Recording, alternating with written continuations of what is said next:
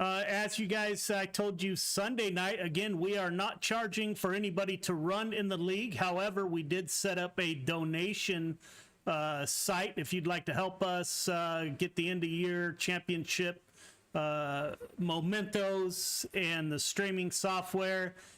You can go to gy6rn.com on our Square page and check that out.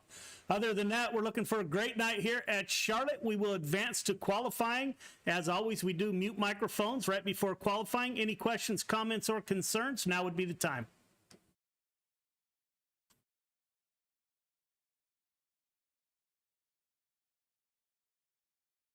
None heard. Looking for a great show. Again, welcome to Friday Night Lights. Good luck.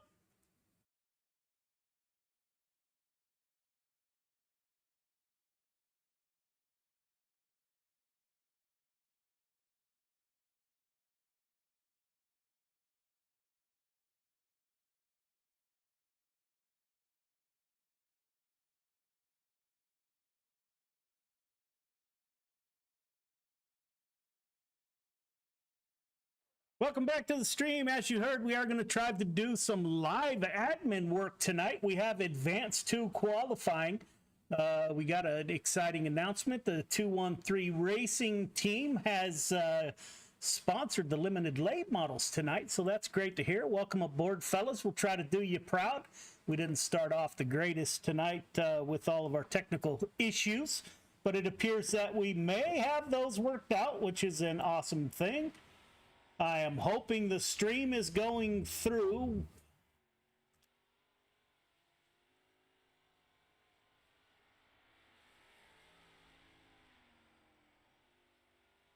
As you heard in the drivers meeting, this is definitely Friday the 13th with all the issues that we're having tonight, unfortunately. Out on the track, Chris Cox. Chris Cox currently running. He is not in the top 10 in the 515 machine. Chris Cox currently, Isaac Salas at the top of the board with a 16,172. Ryan Lefebvre, your points leader, is back with us in the 19 car. Lost that points lead by not making it last week. Anthony Marjulio moves into that spot. 19 car Venom Racing, Ryan Lefebvre currently second quick with a 16,290. Malachi Smith just finishing up. Speaking of the 238 car of Anthony Marjulio, your current leader, currently in 8th position. Gavin Chatham is with us. The 24 machine currently sitting 5th quick.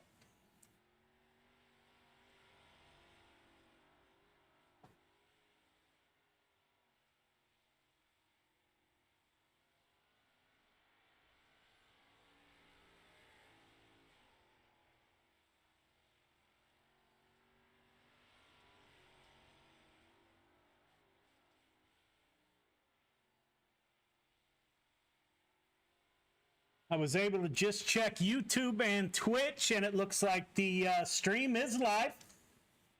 Gavin Chatham getting some extra laps. 06, a DV Runkle out on the track. No Chance Esports in the 06 machine. DV currently 13th quick.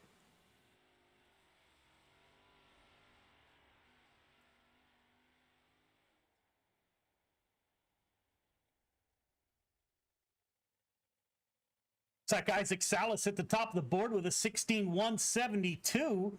Everyone has done their qualifying runs. Again, we are going to give live admin a chance. So I ask for your patience. This is the first time we've done this. We will have cautions in the heat races to allow for a quick review. You guys, since we are adminning and also broadcasting, you will get to ride along and see how that process goes. Heat 1 to the grid. Heat 1 to the grid, please. Isaac Salas, Caden Berry on the front row. Gavin Chatham, Zachary Chapman in row number 2. Greg Boydell, Anthony Morano in row 3. DV Runkle and Butch Baker round out your field of 8 drivers. All right, drivers, welcome to heat number 1. You guys know the drill by now. We're going to be running 8 laps. Leader, need you stay 1.5 car length behind the pace truck. Everybody else, tighten it up. Half car length between yourself, the car in front of you once we get the 1 to go. The start is on green. Do not jump the start. Do not pass before the start finish line. Keep in mind, we do have cautions in heat races tonight as we try to live admin.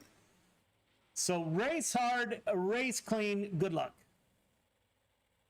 5 car of Isaac Salas Venom Racing with your quick time for this week is on the front row with the 12 car of Caden Berry to his outside.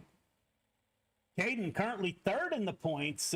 Salas is 10th in the points. So 12 car on the outside.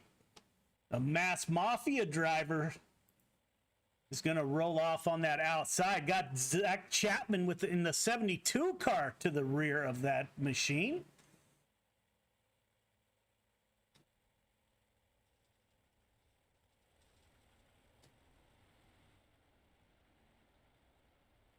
Gavin Chatham and Zach Chapman in row 2. That's going to be a tough task for the front 2 cars, Isaac Salas and Caden Berry. See if the 5 and the 12 can hold off that second row.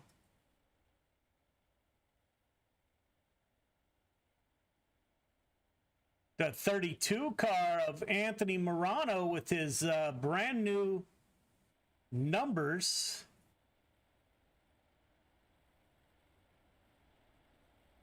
All right, fellas, 1 to go. Let's tighten it up.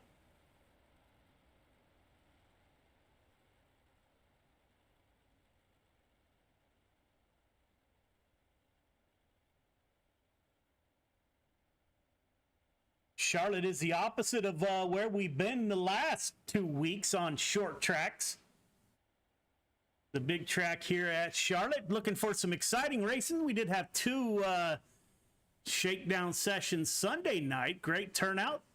5 car of Isaac Salas is coming towards the green flag. Green flag is out. We are underway. The 12 car and the 5 car with a good start on that front row. Barry to the rear bumper of the 5. They make a little bit of contact. The 72 up into the wall. Barry trying to get underneath that 5 car coming out of turn number 4. It's Salas at the line. Barry in second. Gavin Chatham working that bottom groove. It is a battle for that 4th and final transfer position. It got tight right there for sure between Chatham and the 014 of Greg Boydell. Chatham moves into that 4th and final transfer position. The 014 of Greg Boydell, Canadian driver. First car on the outside looking in. Up front, Isaac Salas leading the way. Zach Chapman, Gavin Chatham are your 4 transfer drivers so far. We'll get a good look at your top 4 here at Charlotte. Looks like the 24 of Chatham's trying to work that bottom line a little better. We are working lap 5 of 8. 014 of Greg Boydell peeking in the bottom of the screen there. Up front, Caden Berry, he's thinking about getting by the 5 car. The youngster, the Mass Mafia driver, dives down low. 12 car looking for a great finish tonight, a good points night for Caden Berry. And his teammate Anthony Marjulio, you'll see him later on. Up front, Isaac Salas, flag to flag. This is lap 7 of 8. White flag, 1 to go. Chatham into 24, tries to dive down underneath the 72. Can't make it work. Looks like the 72 got a good run off of turn number 2. As he pulls up beside the 12 car. Can't get it done. Salas, Berry, Chapman, and Chatham heading to the feature. Good run, fellas. Heat 2 to the grid. Heat 2 to the grid, please. Ryan Lefebvre and Brandon Voles on the front row. Brennan Weeks, Anthony Marjulio in row number 2. Chris Cox, Malachi Smith in row number 3. And Kevin Davis rounds out your field of 7 drivers.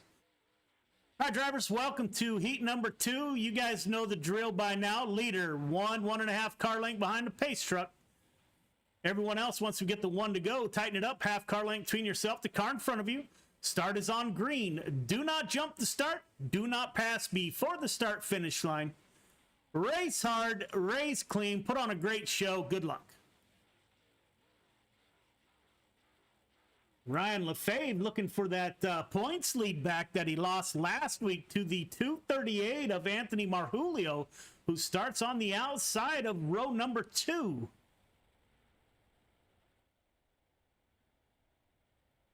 This is week number 9, so we are getting down there.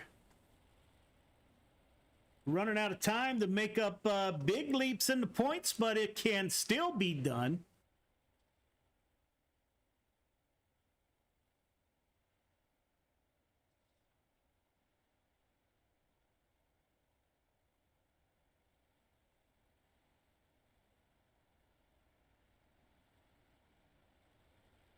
'19 car of Lefebvre on the front row. Venom Racing driver. He's got Brandon Bolts in the 22 to his outside.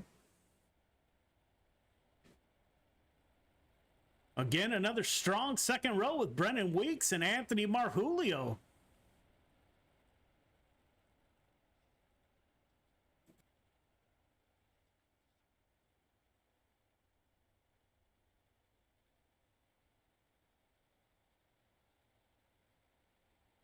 '19 car will bring us to the green flag. Here we go. We are underway. Ryan Lefebvre with a good jump. Your points leader, Anthony Marjulio, running back in P5 now. Looks like Chris Cox in the 515 is trying to get underneath the 238. That's a battle for that 4th and final transfer position. You got Weeks above Voiles. Weeks in the supposed to be 022 car in the 12. Voiles in the 22. Marjulio back to 5th quick. 19 car of Lefebvre putting a little distance between himself and the field.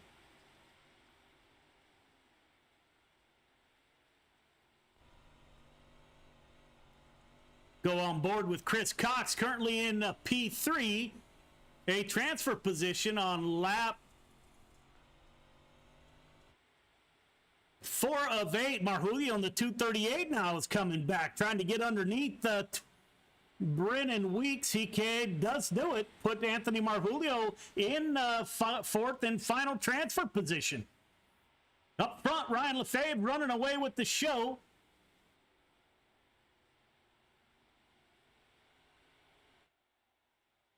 Take a look at these drivers from above. The drone cam. Working lap 6 of 8. Looks like Chris Cox in the 515 was thinking about diving underneath the 22 of Brandon Voiles. Excuse me. If he's going to get there, he better get there quick. Anthony Marjulio expect the 238 to run a safe race tonight. 215 to the rear bumper of the 22 on the last lap. Will he dive it in? 22 guards the bottom. Lefebvre, Voiles, Cox, Marjulio are your top 4.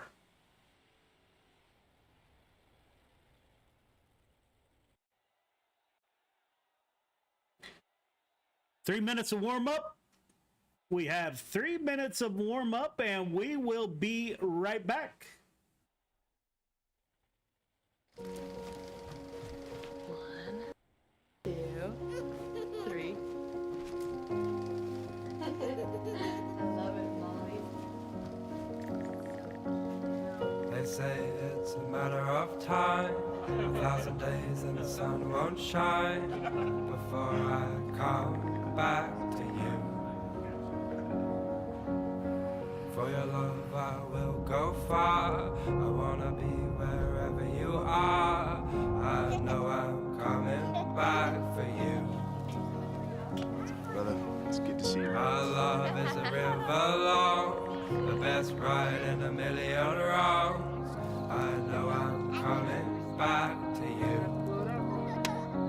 And I'm happy, nothing's going to stop me.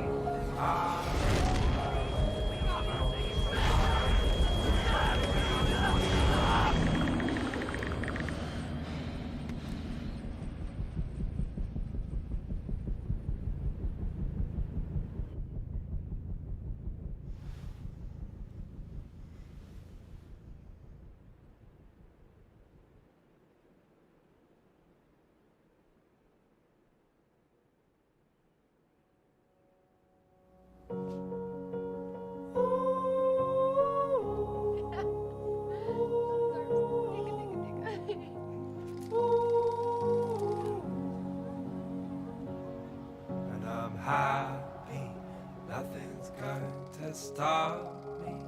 I'm making my way home. I'm making my way.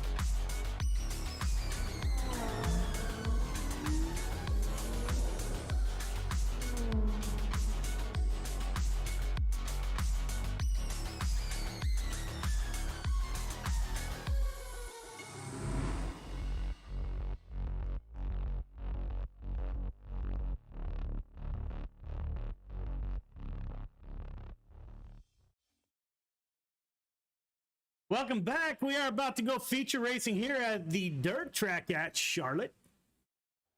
We will get the grid here momentarily.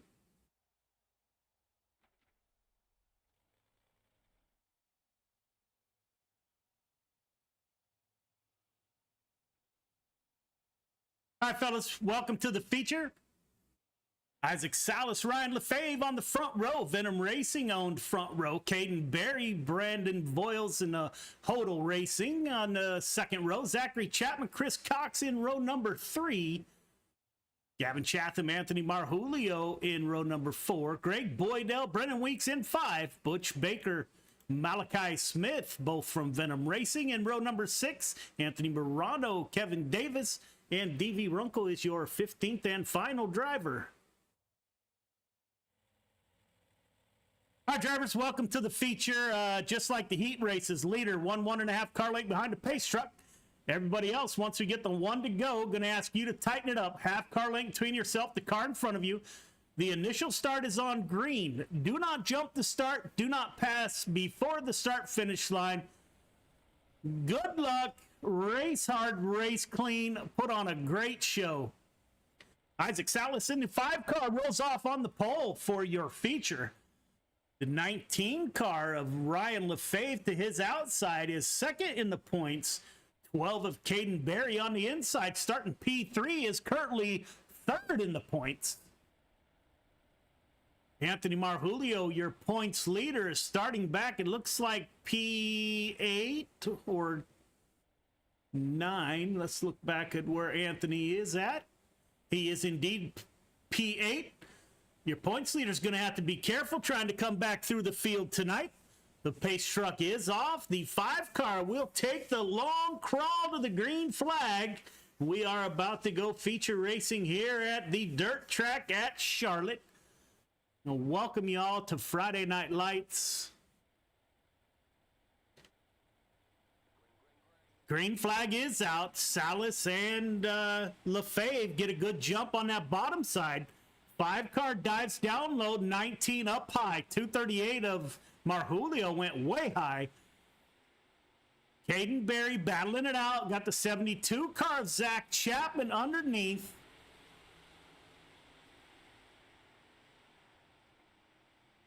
238 car, we usually see Anthony Marjulio down low. It looks like Anthony's giving that top line a look tonight. 5 car slides up, crossover, 3 wide. Ryan Lefebvre trying to get to the point, cuts it down low. 5 of Salas up high. They are wheel to wheel coming off the exit of turn number 2. 19 car keeps it down low. Salas in the 5 up high. Too close to call at the line. Caden Berry falls in line behind the 5 car. The 22 car of Brandon Voles is currently in 3rd position. Berry with the, what a move the 12 made. He made the middle work. He's looking at the middle once again. No fear in taking it 3 wide here at the big track at Charlotte. Put the 12 car up to P3. He's going to battle it out with the 5 of Salas. Great battle up front. Lefebvre, Barry Salas, and Brandon Voles in the 22 car. Your leaders are bumper to bumper.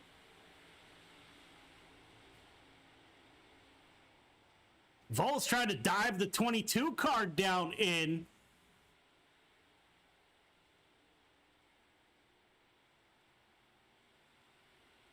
See if they can get a run on that high side. The 12 car of Caden Berry battling it out for the 3rd and final podium position. 12 has to check up. Ryan Lefebvre out on the point with Isaac Salas. We are 3 wide once again in the back of the pack.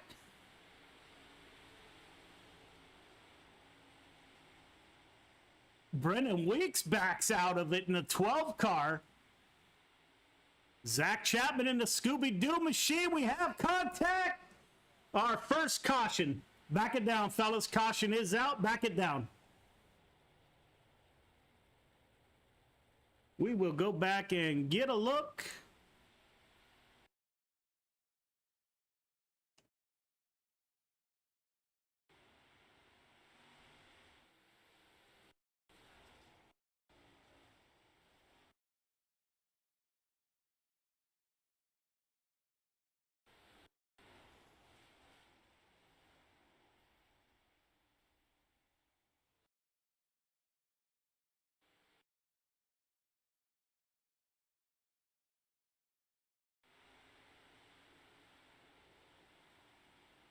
Looks like net code there. They got close, but I don't think the 515 touched the 72 car. So we will go back to live action. Ryan Lefebvre at the front of the board.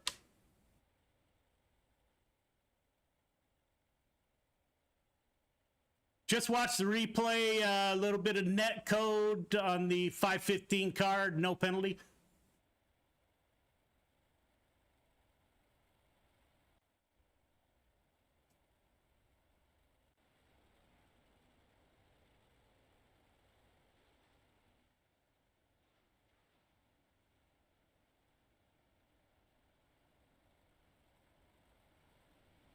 Ryan Lefebvre at the front of the field with Isaac Salas to his outside now. Pace truck is off. Caden Berry currently running in the 4th position with Brandon Voles to his inside. Your points leader, Anthony Marjulio, is running a safe race. 19 car gets a great start. We do have lap traffic ahead.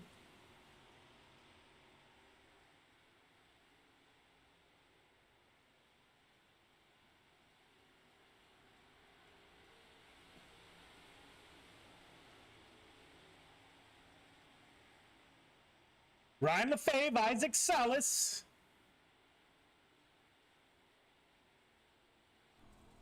Go on board with Salas. Back it down, back it down, back it down.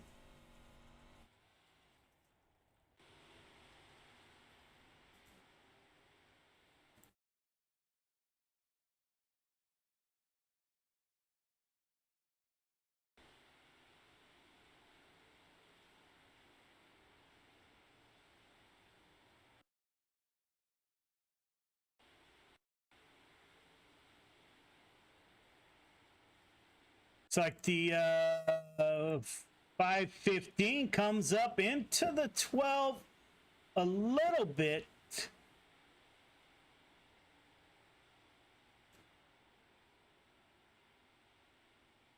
I am going to go with no call.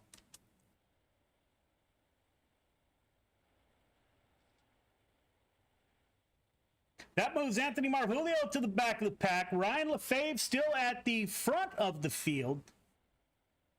Like your feedback of the new format with live admin puts a little bit of additional stress on us in the booth, but I think we can handle it. It beats handing out penalties and doing reviews. So this was requested by the drivers. This league is for the drivers, so we will honor their wishes and do what we can to make this happen. Again, if you're out there watching, we did put up, we don't charge drivers like most leagues to run in our league, but we did put up a donation page at gy6rn.com. You can donate, help us pay for the streaming tools into your drivers' mementos. Be greatly appreciated. Again, it's not required. We are underway. Ryan Lefebvre jumps out to a lead in the 19 car. We're on lap 12 of 25. Isaac Salas still holding down P2, the 22 car or the 12 on your screen. Brandon Weeks is working that outside. Lost a few positions there. Your points leader, Anthony Marvulio, has time to work his way back up. Looks like the track is starting to get a little bit slick. Weeks now dives down underneath the 12 of Caden Berry.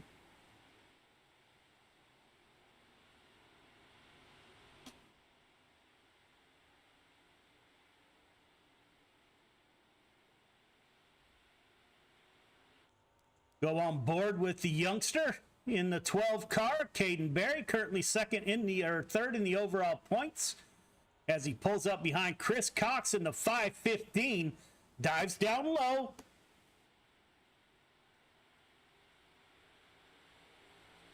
Great battle. Ryan Lefebvre out front. Isaac Salas in the 5 car running that high side. We got a couple more cars that ventured up high. Check on Anthony Marvulio. He's come back up. Back it down. Caution is out.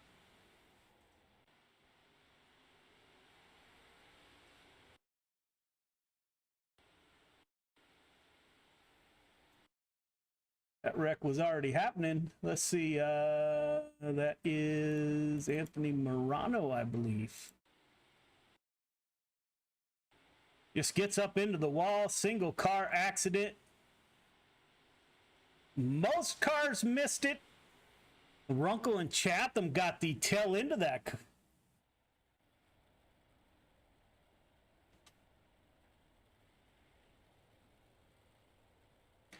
Was Isaac Salas able to get by his teammate? This is the last double file restart we will have in the 358s tonight. We will go single file after this. We are working lap 16 of 25.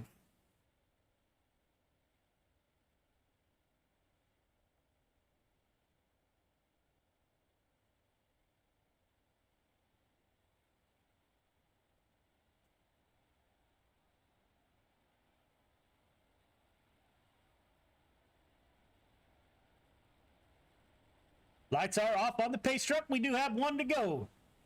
All right, let's tighten it up. Leader, you are 1.5 car length behind the pace truck. Keep a steady, even pace once the pace truck exits the track, please.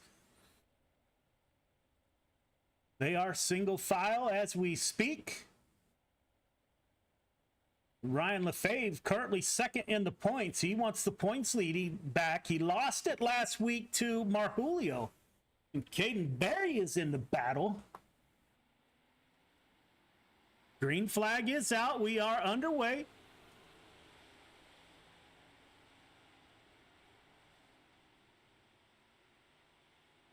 Ryan Lefebvre opens up a sizable lead over his teammate. The 5 car of 12 gets sideways.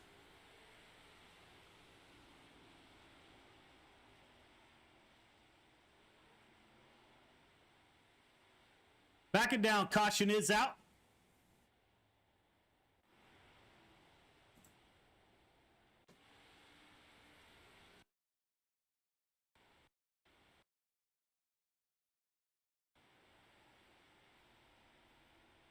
Nowhere for anybody to go.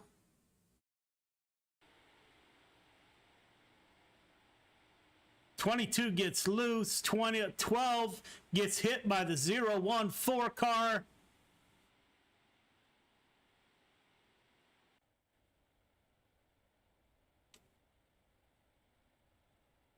We'll line it up and do it again.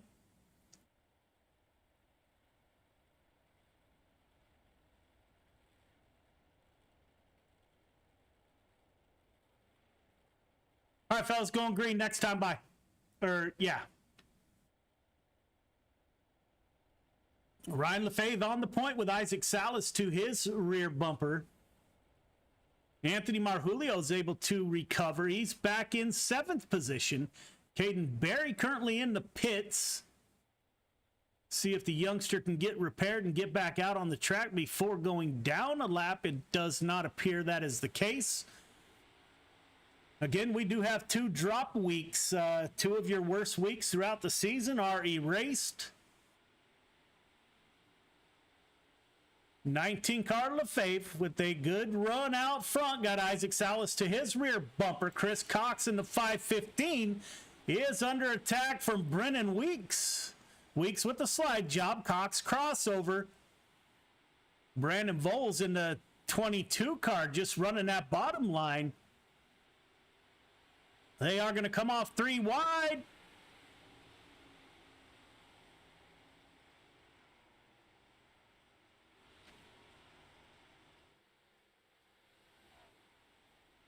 .515 changes his line. Thought about a slide job, could not quite make it happen. We are 3 wide at the line with Chris Cox, Weeks, and Voles. Anthony Marjulio on the 238 car now. He's in the mix. He's going to try to dive down low. Thought better of it. Isaac Salas now putting pressure on his teammate up front. The 5 car and the 19 doing battle.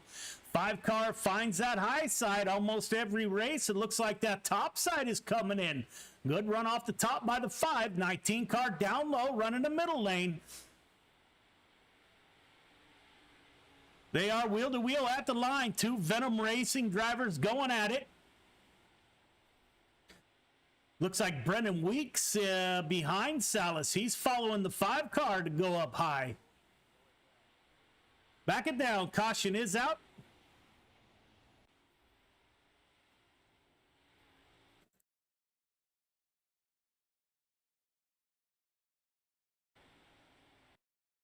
That is Butch Baker.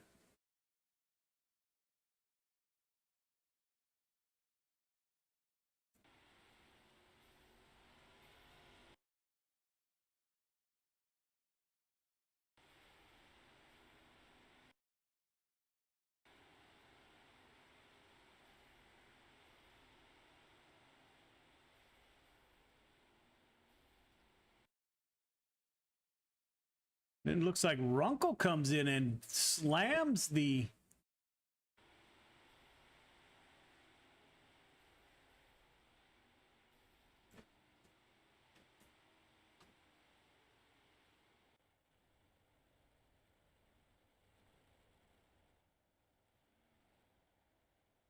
Stevie Runkle in the 37 machine. Looks like he came in late. He's already at the rear of the field. So no penalty will be assessed. Working lap 25 of 26. A little bit different, trying to work all the boards and the keys and reviews, and kind of cool. Hope the drivers like it. We will find out. Up until the point we give the first penalty, I'm sure they'll be happy with it.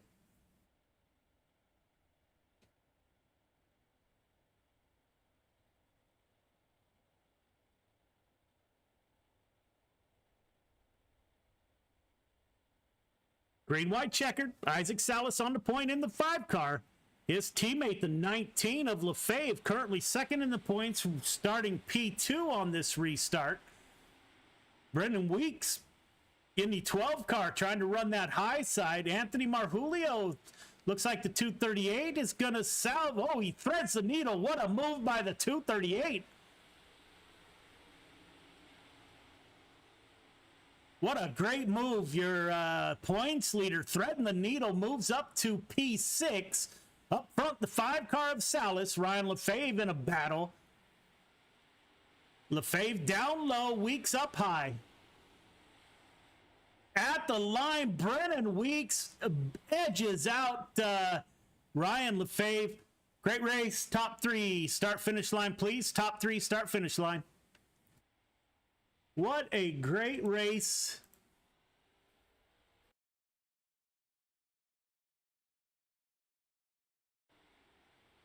Got the 12 car up high. Just by a nose.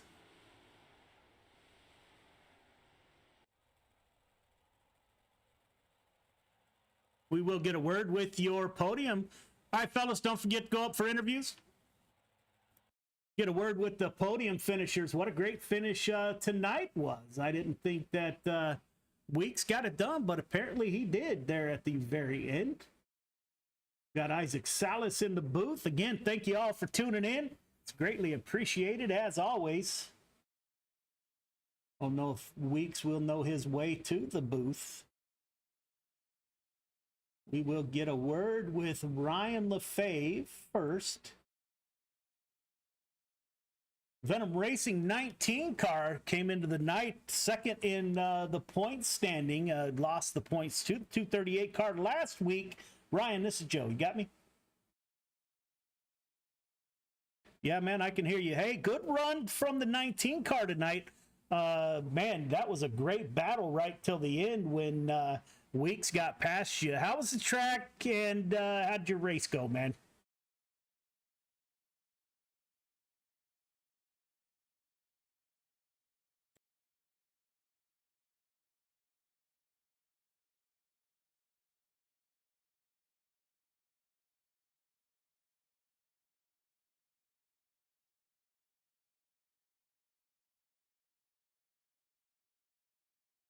Yeah, man, great run. You and I, he didn't cut you any slack. You were battling for your points lead here, and your teammate didn't cut you any slack, which I didn't expect that to happen coming from race drivers. So great run by you, man. You going to run limited late models tonight and sprint cars?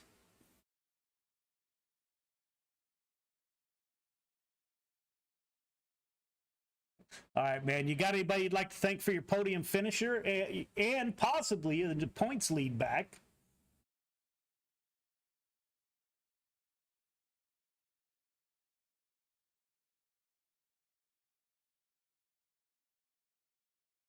Yeah, man. Welcome back. We missed you last week, man. Great run by you in the 19 machine, and we will see you next week, I guess. Yes, he did.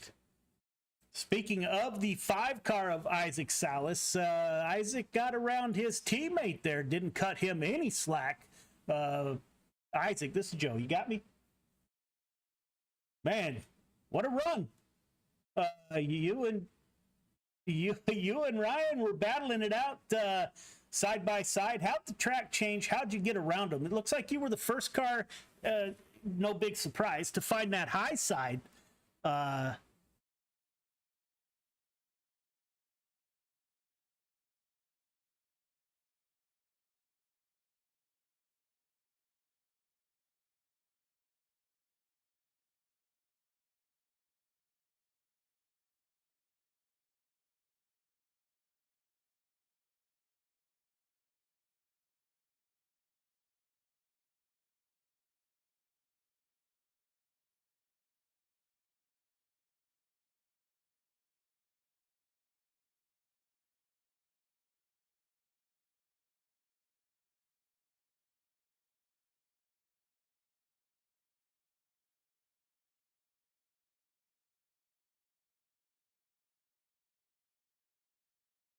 Yeah, man. Great run by you. You're going to run limited late models?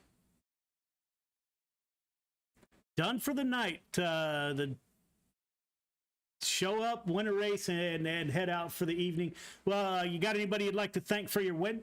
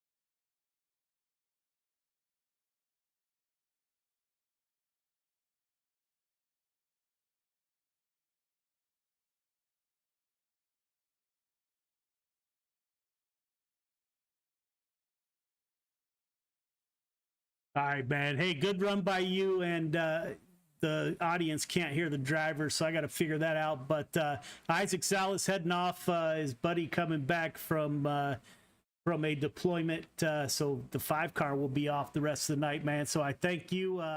Tell your friend thanks for his service, and buy him a beer for me, man. Right on. Have a good night. We'll see you next week. All right, man.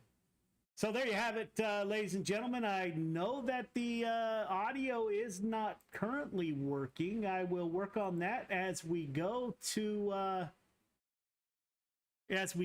break and bring back the limited late models.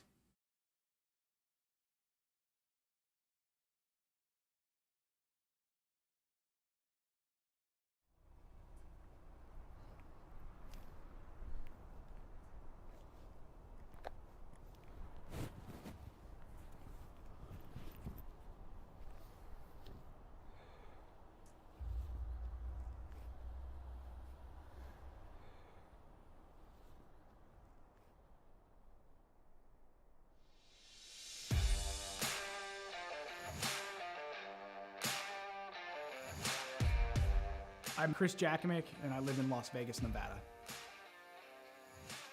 Throughout my military career, I spent the bulk of my career out in Las Vegas.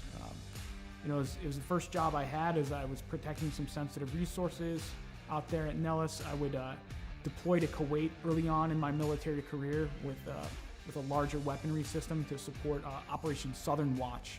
And then from 2003 to 2006, I was part of the emerging drone mission for the United States Air Force and Department of Defense. We were fighting the wars in Iraq and Afghanistan from our backyard. You'd be in war for 12 hours of your shift, and then you'd drive home to your apartment here in Nevada. So psychologically, it was very odd. Like, you felt you were in the combat zone every day because you were seeing it on the screens and it was that important. But I don't know what it did to the human psyche at the time.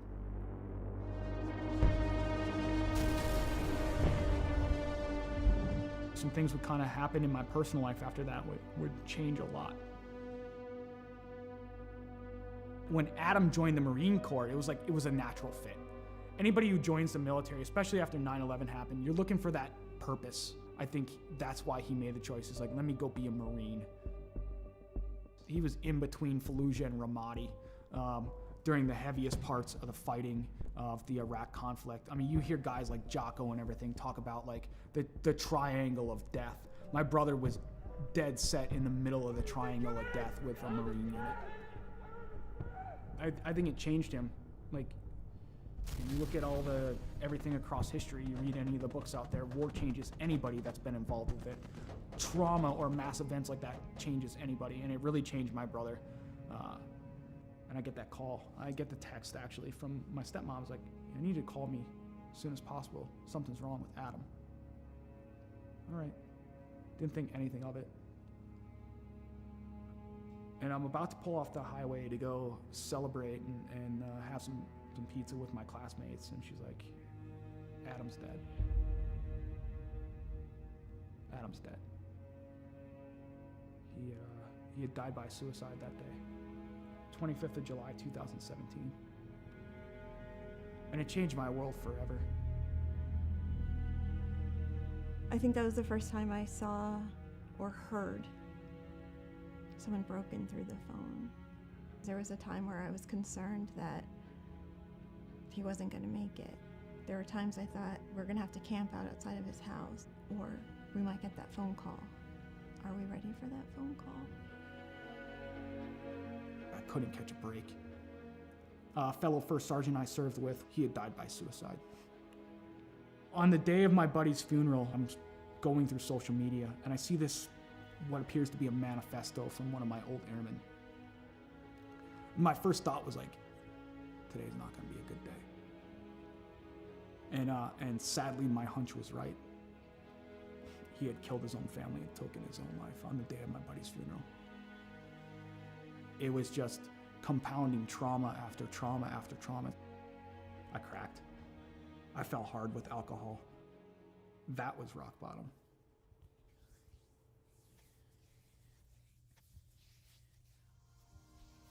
I've first heard about Mission 22 just by like surfing the internet and looking on there and seeing some of the programs that they had available.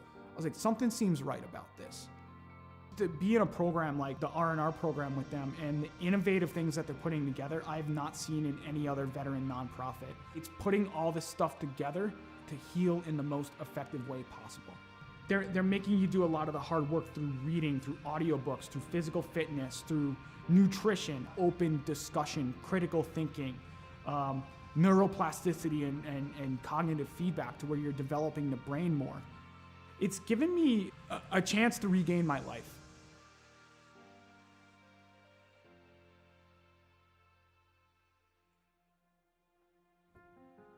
Cycling's been a big part of my recovery. Is around the time I retired, a little over a year ago, I set forth, was like, you know, like, let me set this goal to ride 2,020 miles in 2020 for another veteran nonprofit that supports Gold Star families and those lost either to accident or to suicide.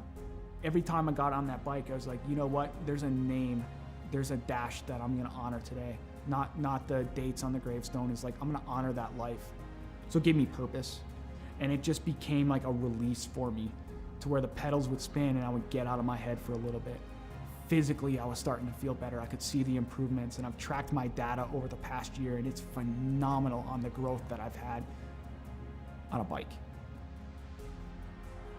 He's just on a mission and is relentless about it. You know, every day he pushes it from, you know, the loss of his brother and a number of different trauma that he had gone through in his life. It was absolutely critical for him to find something that he could sink his teeth into. I think he's taken the ball and run with it with Mission 22, especially the R&R, the recovery and resilience part. I think it makes him stronger in the person that he is today.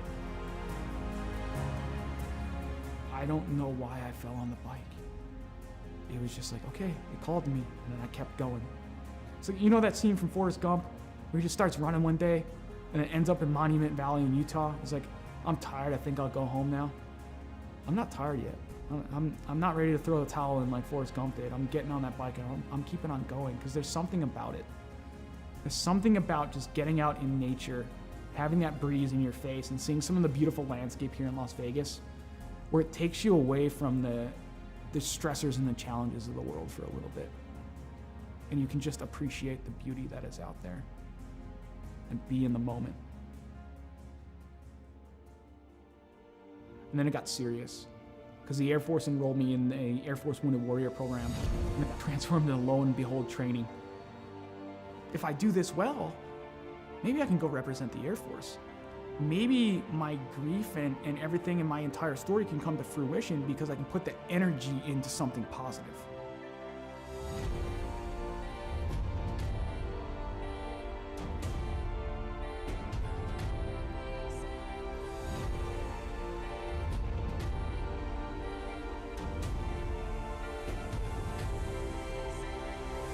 If I made the team, I'd just be overwhelmed with emotion. I suffered a lot of my trauma because of my military service. But at the end, it's like, I gotta be grateful that I'm allowed to compete in this because there are others who didn't make it home or lost the war at home, that's what it's about.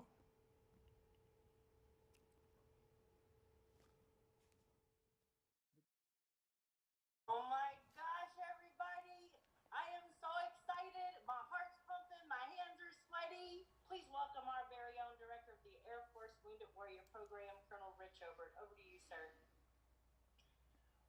Welcome, warriors and athletes.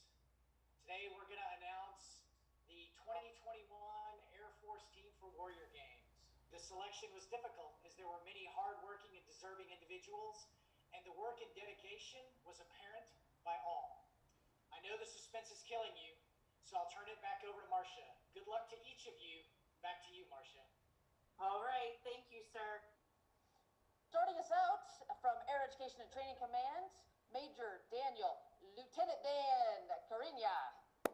Yes, yes, yes. Air Combat Command, out of Texas, Master Sergeant Nicole Nikki Favuza. From Valdosta, Georgia, Technical Sergeant retired Antonio Del Vecchio. From East Liberty, Ohio, Airman retired Pete Murphy.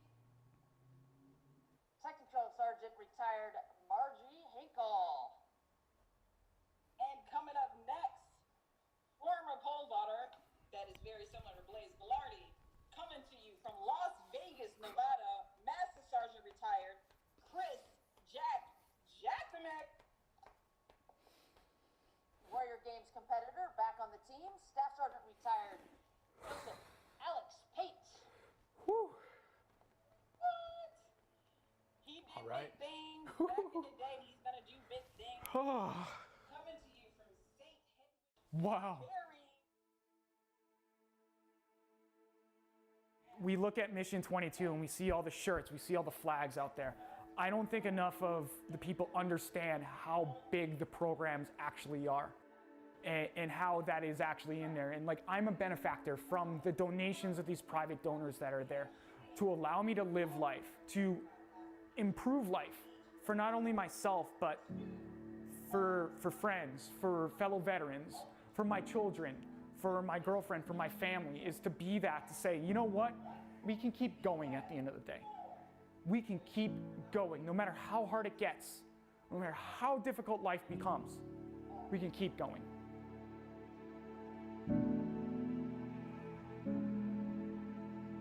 We have this this value in the Air Force, this belief, a wingman concept. We're gonna take care of each other. We've got each other, and it gives us hope, right?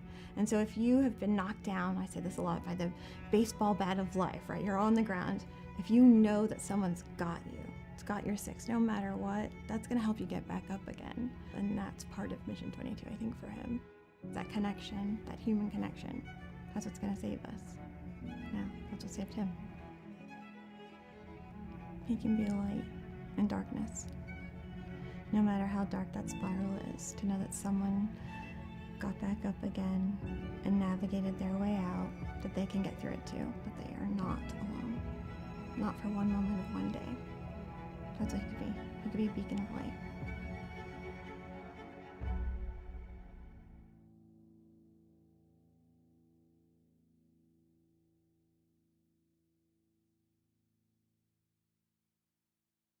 The goal at any given race is, of course, to win.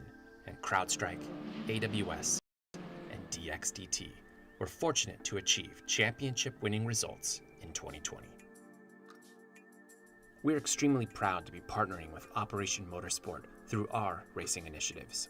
Their program seeks to place military veterans in various positions inside a real racing team. The experience aids in their retraining, recovery, and rehabilitation. So my name is Chad Failing. I'm a Staff Sergeant retired out of the United States Army. I am with Kevin Boehm under DXDT. You're getting creative. You're getting taught to think outside of the box. We couldn't be more proud to be affiliated with this great program. In the spirit of giving back to the community and creating meaningful opportunities, we're committed to building a diverse motorsports platform with the amazing men and women who have served our country.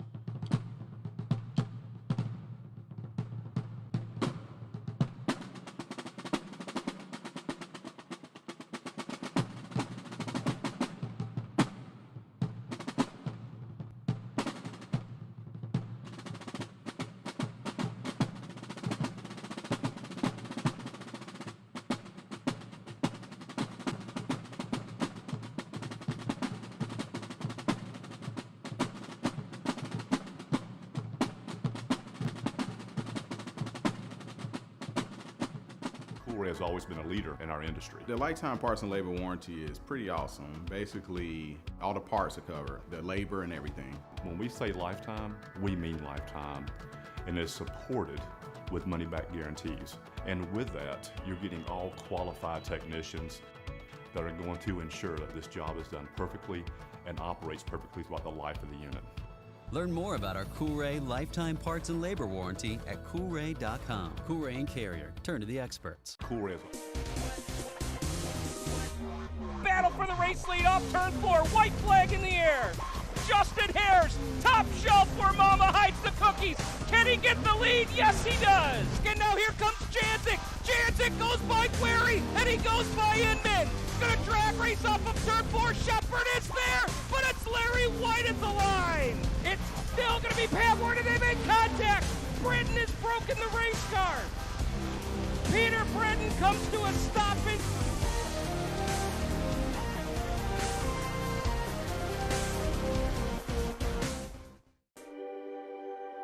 Mission 22 is founded on the timeless principle that America's warriors are equally valuable overseas as they are within our borders. We are unwaveringly committed to the journey back home and understand the barriers our heroes face when making the often arduous and taken for granted transition home. Trauma is an opportunity. While bleeding, hidden pains of the past can never be removed. We can transform them into something brand new and beautiful. We can grow through trauma to become our community's cornerstone, the safest neighbor on the block, the strongest leader in the office, the most caring volunteer at the elementary school. The Recovery and Resiliency Program is a year-long, and it uses everything from cutting-edge biometric tools to science-backed supplements.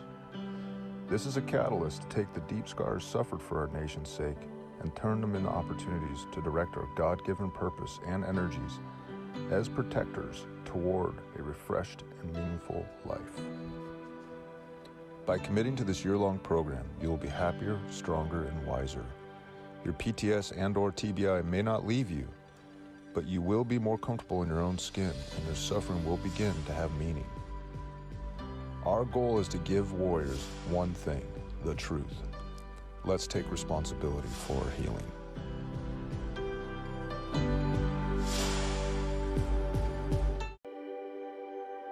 Mission 22 was founded. When people hear Till Valhalla Project, the first thing they might think of is our shirts. But what most people don't know is that our plaques came first and the t-shirts came second. What some people might not know is that the same shirts that we make day in and day out allowed us to do unbelievable things for unbelievable people. Whether it's donating our proceeds to reduce veteran suicide or gifting handcrafted memorial plaques to the families of fallen heroes, these t-shirts simply stand for honor and freedom, two words that wouldn't exist without our heroes. This makes Till Valhalla Project a place our fallen heroes truly live on forever.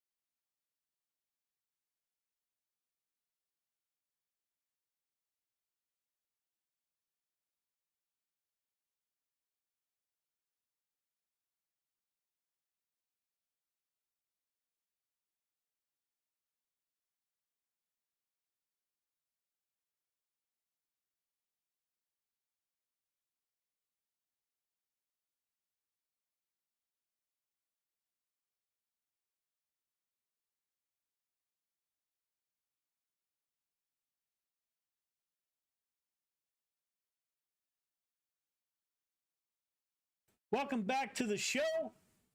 We are here with the limited late models back at Charlotte, getting ready to do battle. Again, you will ride along with us all night.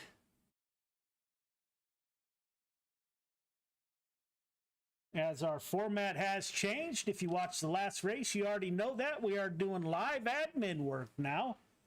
So we are playing it live. You'll see our reviews. No more penalties for the following week will be posted. We'll handle those in race. We didn't give any penalties out in the first race, so that was pretty fortunate. Again, we are back with the limited late models.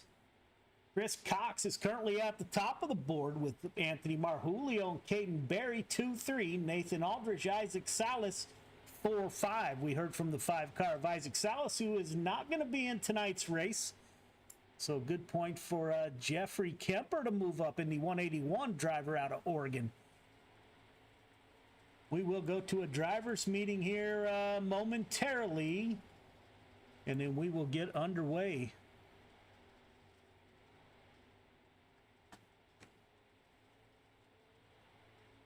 Had a great shakedown race. We had two of them Sunday night. The drivers came out, test the setup on the 358s. We went with a little bit of a modified setup, not the stock. And we did some live admin. That was a success. So here we are.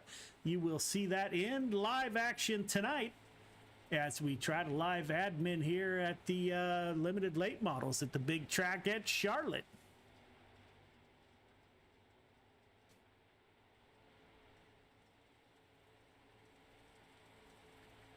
Cars are out on the track warming up. We will get underway here momentarily.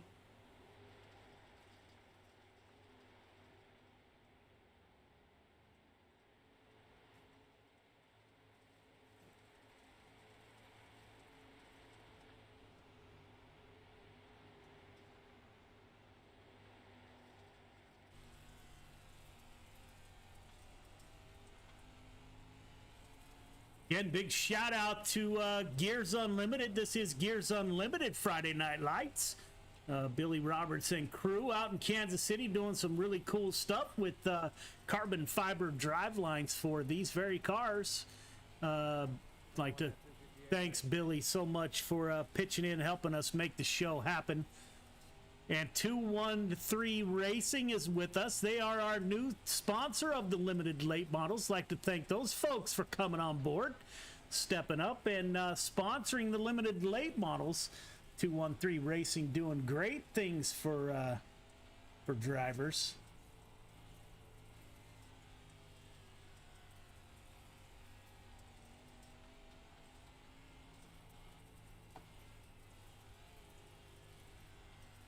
Again, we're looking for another great night of racing in the limited late models. We will pull the cars off the track here momentarily. Again, I'm not sure we got our microphone issues, if we'll be talking to the drivers at the end of the night. Excuse me, or not, but we will see.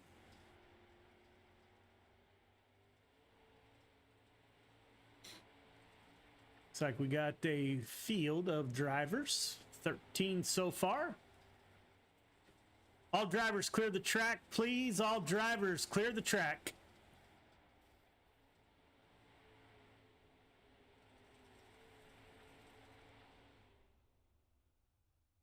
All right, drivers, welcome to Gears Unlimited Friday Night Lights, brought to you by 213 Racing. The limited late models are. Like to thank 213 for coming on board. We do have some penalties for tonight.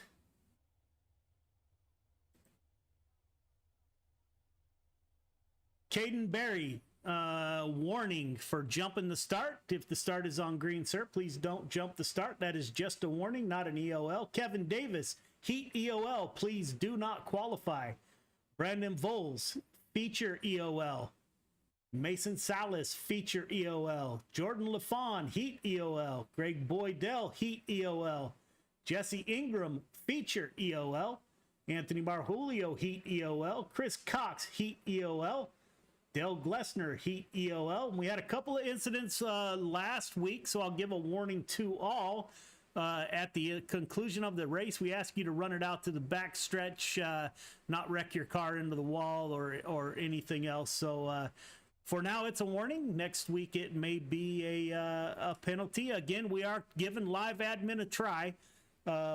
So far, so good. We'll see how that plays out. To do that, we're having caution laps on the heats while I review and try to make that call on the fly. So far, it's worked well. Sunday night, we had a couple of test races, and it worked well. So we'll see how that goes. So our driver penalty list will most likely go away.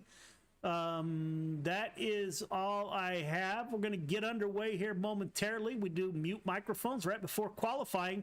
Any questions, comments? We lost our audio to Discord, so we probably will not have driver interviews.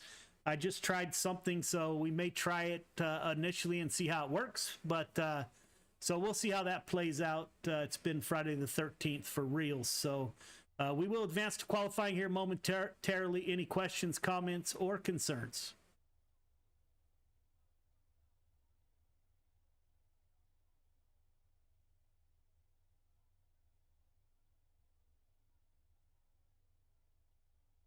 Brandon, if you got a feature EOL, you can qualify.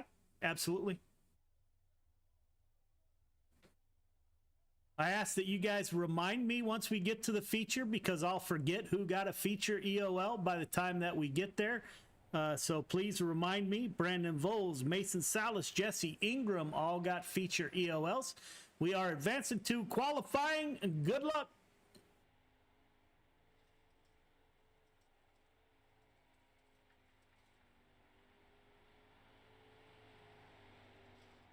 So there you have it. There is the drivers meeting. We're getting ready to do battle feature of 30 laps. Again, a little new format, doing heat cautions. I think that gives the drivers a better chance. If they mess up in a heat race, they're not totally out of it. So we will see. Again, it went pretty well in the last race. Chisholm Burns in the Texas driver in the 10 cars, the first one out on the track.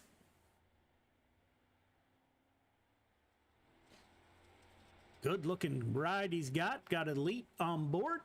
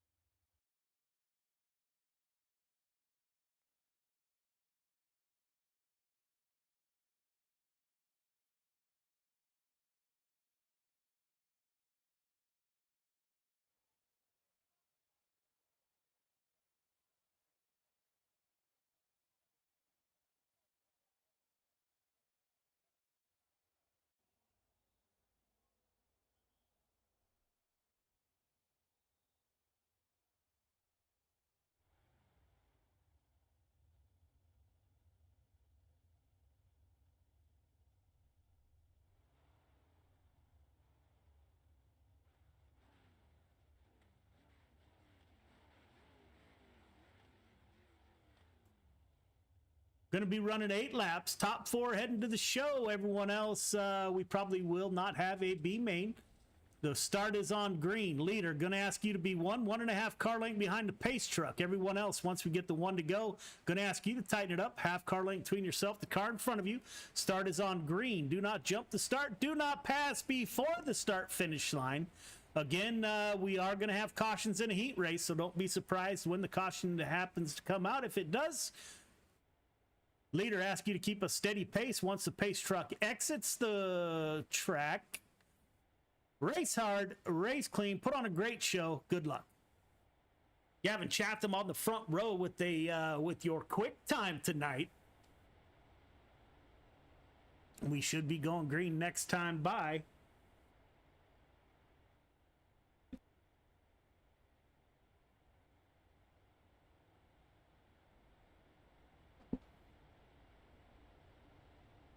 Race truck is going to exit.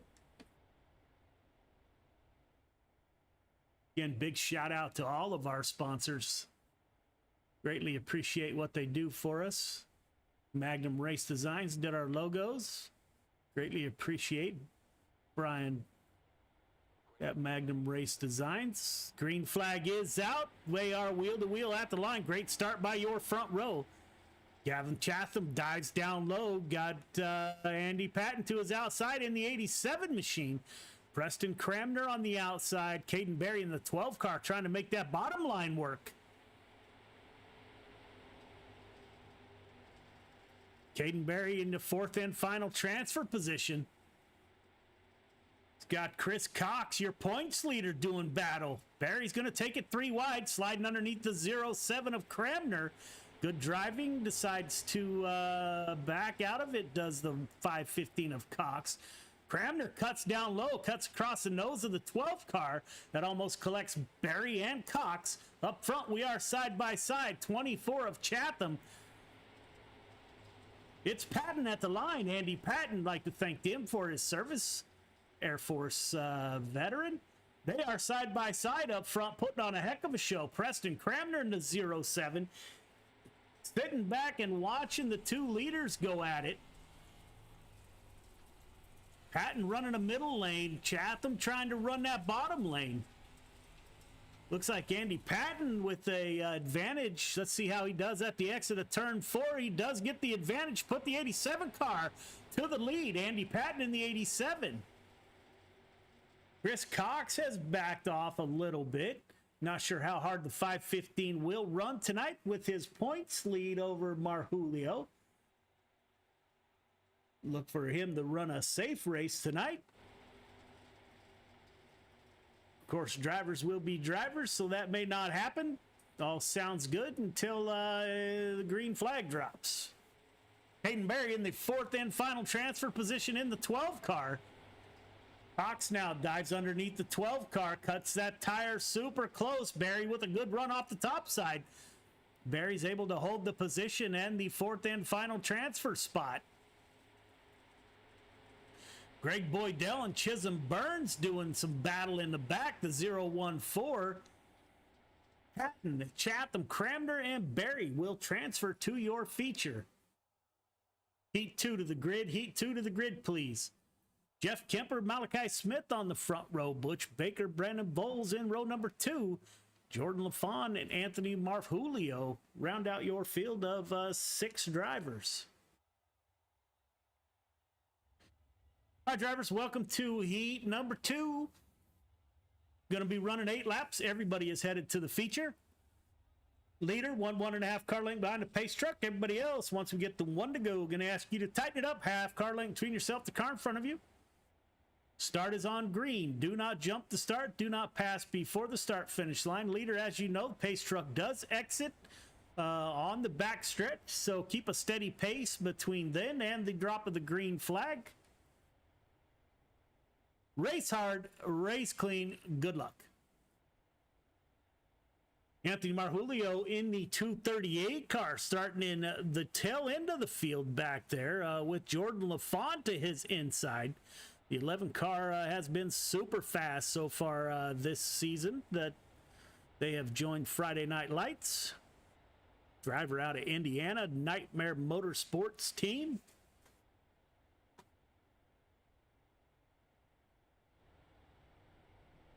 Butch Baker in a great looking 97 Venom Racing entry.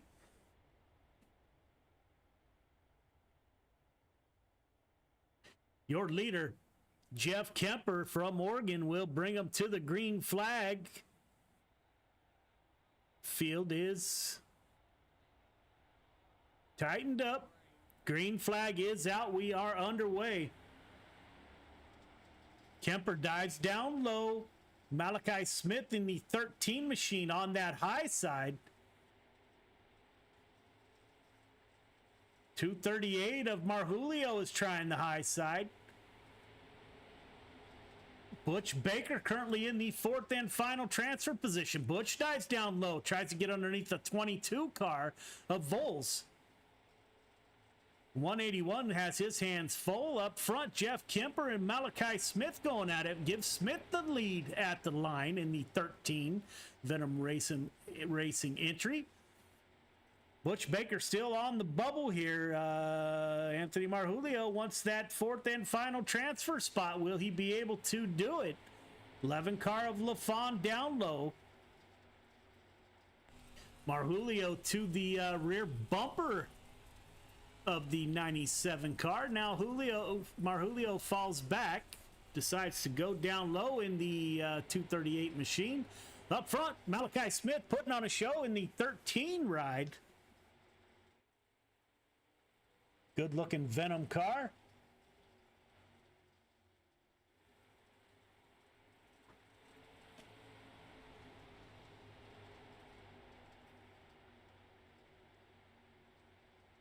Anthony Marjulio, the Mass Mafia driver, currently second in the points. He's in fifth place while Jeff Kemper gets by the 13 up front. We got a great battle at the front once again.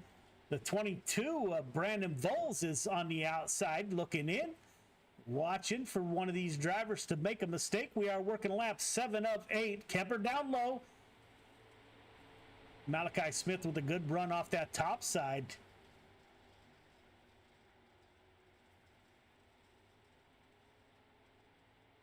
Last lap, Malachi Smith has one more corner to navigate. Looks like the battle is for second position. Smith, Kemper, Vols, and LaFon are your top four.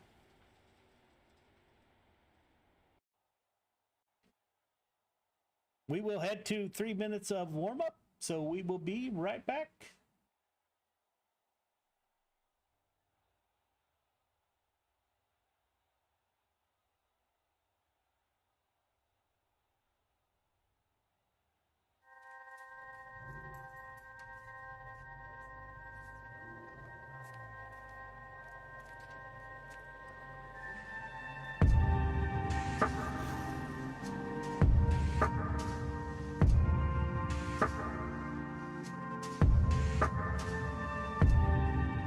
Biggest thing is getting the word out, awareness of Mission 22, the struggle as it is to fight PTSD and suicide.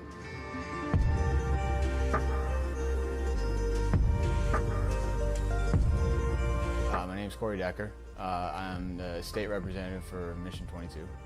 This year's been great. We got a bunch of great guys that have gotten together and decided to create this rally. The word's getting out, and it's turning into quite an event where we can actually help a lot of veterans.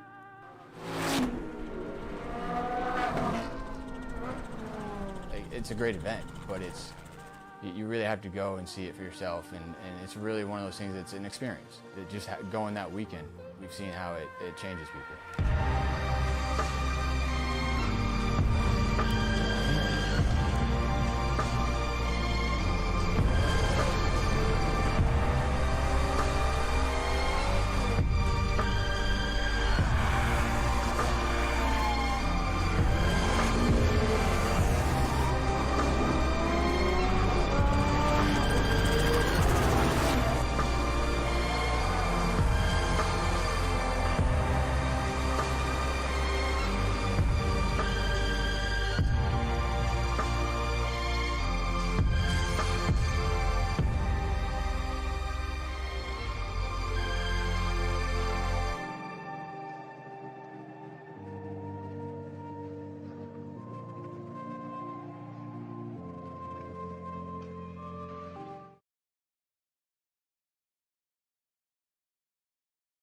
Welcome back to the dirt track at Charlotte. Your drivers are out warming up, tearing up the track, getting it prepped for 30 laps of feature racing.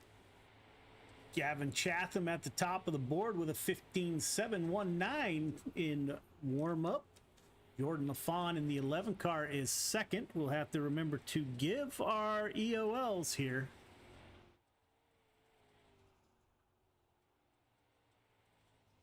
Got about 5 seconds left to go here, and we will get underway.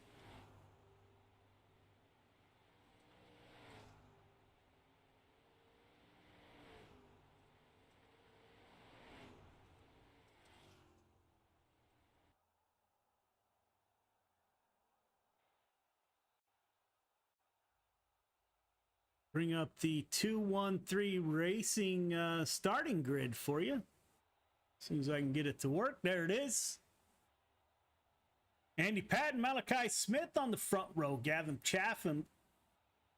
Feature to the grid, please. Feature to the grid. Jeffrey Kemper in row number 2. Preston Cramner, Brandon Bowles in 3. Caden Berry, Jordan LaFawn in 4. Chris Cox, Anthony Marjulio in row number 5. Chisholm Burns, Butch Baker in 6. Greg Boydell rounds out your field of 13 drivers.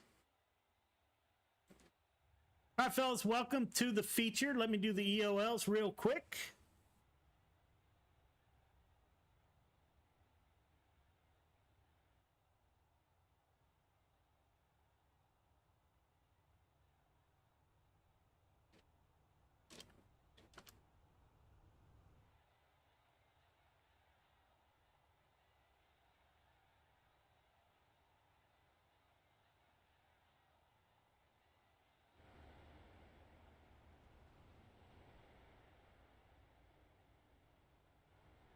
All right, nothing changes. Leader, 1.5 car length behind the pace truck. Everyone else, half car length between yourself, the car in front of you. Once we get the one to go, start is on green. Do not jump the start. Do not pass before the start finish line. 30 laps to get it done. Race hard, race clean. Good luck. Andy Patton starting on the front row in the 87 machine. We will see Andy almost certain in the sprint car race. Coming up next, we are... our nightcap is the 305 sprint cars right here at Charlotte Motor Speedway, the dirt track at Charlotte. Andy Patton bringing us to the green flag. Green flag is out. We are underway. 87 car down low. Malachi Smith, Venom Racing driver in the 13 up high. Andy Patton slides up high. Gets up in front of the 13. The 24 of Gavin Chatham has been super fast all night. In the 24 machine out of Pennsylvania. Chatham and Patton side by side. Patton has Malachi Smith to his rear bumper. Look out, the 11 Nightmare Motorsports. Jordan LaFawn out of Indiana moves up to P4, up 4 positions from the start. That didn't take long. Jeff Kemper, 181, currently in 5th position. LaFawn trying a slider line-ish. Chris Cox back in 8th position. Your points leader, Anthony Marjulio, is up to 6th position in the 238 machine. So Anthony trying to close gap on your points leader tonight. Up front, Gavin Chatham takes over the lead in the 24 machine. Malachi Smith now trying to get underneath the 87. Go on board with Venom Racing 13 car. Malachi Smith, as he tries to track down Gavin Chatham. Chatham running a slider line in the 24 machine. You can see the 13. Oh, we're on board Andy Patton, my apologies. We can see the 13 Venom Racing car down low, makes a slide job, gets up. No place for Patton to go as the 11 covered that spot. Chatham out front, LaFawn in P2 now. Can the 11 track down the 24, who's been super fast all night? Andy Patton in the 87 machine, currently running in P4. Jeffrey Kemper in the 181, the Oregon driver, with a great run off that top side. You got 238 of Marjulio. Now they are bumper to bumper. There's the 238, the 12, and the 515. 1, 2, and 3 in points. Battling it out. Back in 6th, 7th, and 8th currently. Up front, Gavin Chatham. Jordan LaFawn has reeled in your leader. To see if LaFawn can get it done.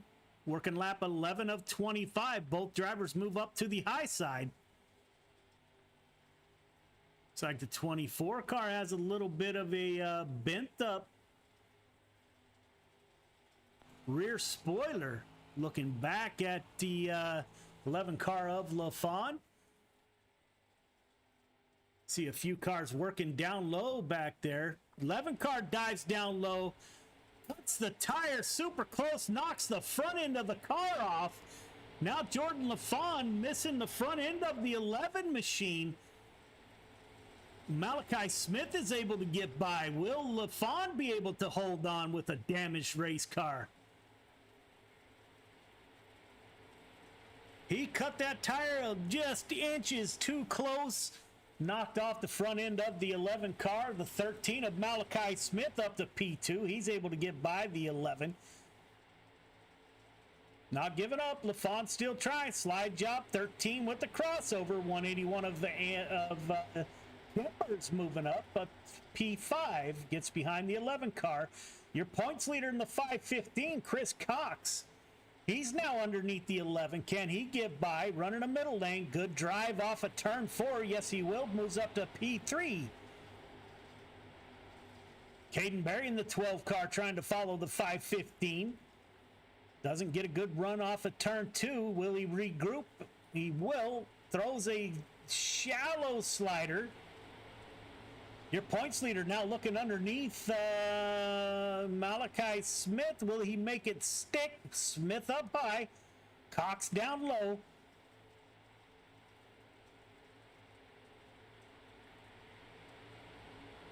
What a great run up front. Gavin Chatham, and now your points leader, Chris Cox, doing battle at the front of the field. Malachi Smith dives in behind the 513 car. Gavin Chatham can't do the crossover with Malachi Smith there. 515, your points leader to the lead. Gavin Chatham back to second. Malachi Smith in the 13. Caden Berry's doing battle. Berry wants that podium position. Looks like we did have a caution. Caution's out. Back it down.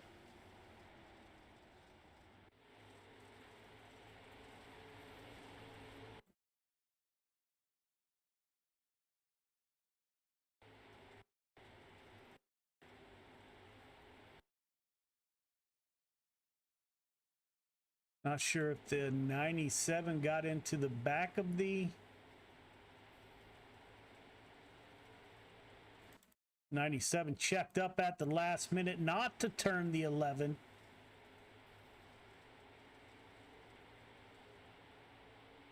Called no penalty on that, so we will get back to the action. Chris Cox, your points leader, is on the front row.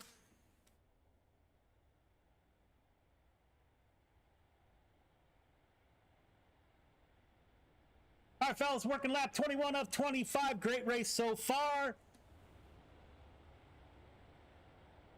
Restart is on the leader at the exit of turn 4.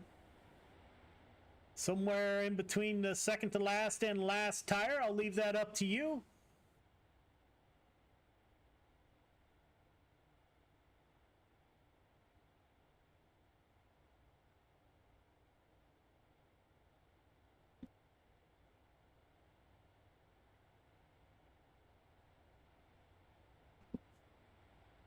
Your points leaders, Chris Cox, up 8 positions from the start, so he's going to pad his points lead if this night keeps going that way. Caden Berry, third in the points. He's up I thought I saw 3 points. Have to wait till the field stops shuffling here. Caden Berry in the 12 car is up 3 positions. Anthony Marjulio is up 2, running in 8th. So Berry is in 4th. Points leader is in 1st. and Anthony Marjulio currently running back in 8th position. See if Cox can hold off Chatham. Both drivers have been super fast. Good start by the 515 of Cox. Barry ducks down low, looking to get underneath the 13 car of Malachi Smith, the Venom Racing driver. Looks like the action is back here. 181 of Jeff Kemper gets a great run off a 2. See if he can carry that momentum. Cars did get nose to tail. 87 of Andy Patton was working underneath the 07 of Preston Cramner, the Crete Sim Racing driver. Chris Cox, Gavin Chatham is not letting Chris Cox get far from his front bumper there. Looks like the track is starting to slicken up. That may change the lines here. We are working lap 24 of 25. If Gavin's going to get it done in the 24, it's time to go. 13 car of Malachi Smith in P3, Caden Berry in P4. Preston Cramner and Jeff Kemper side by side. We got the one to go. Chris Cox at the lead. What will Gavin Chatham do? Will he chance it with your points leader? 24 car to the rear of the 515. And that's how they will end. Cox, Chatham, Smith. Top 3 start finish line, please. Top 3 start finish line.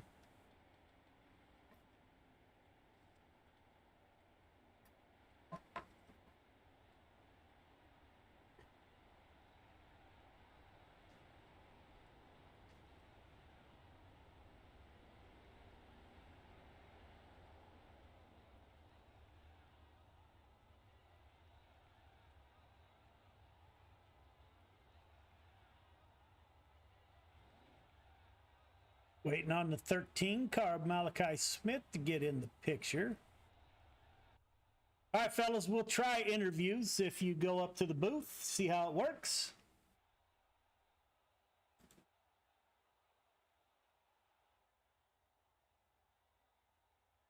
Gavin Chatham doing a great run up front. Malachi Smith bringing it home P3.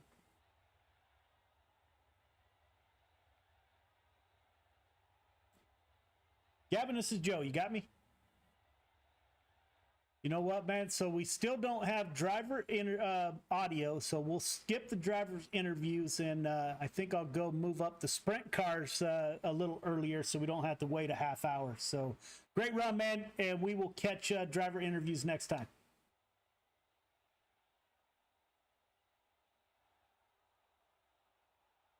All right, man. Have a good night. Yeah.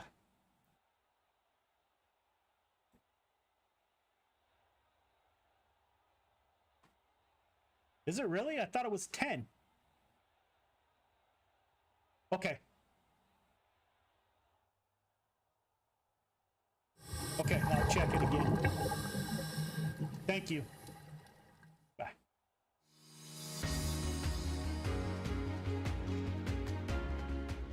My name's Nick Powers, and I'm the president and lead instructor of Warfighter Scuba. I'm a veteran of the United States Marine Corps from the years 2003 to 2007, with one combat deployment to Haditha, Iraq in 2006. Throughout my time overseas, I experienced a lot of situations that you wouldn't necessarily find yourself in the United States.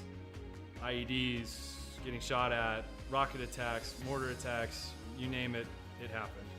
When I got out of the Marine Corps in 2007, I tried to adjust back to civilian life, and the whole time you're in, you just can't wait to get out. And when you get out, you start to realize, did you make the right decision? 9 times out of 10, most of the guys that get out, they immediately plummet into a depression cycle because you don't have that structure anymore that the military provides you. And this hit me super hard.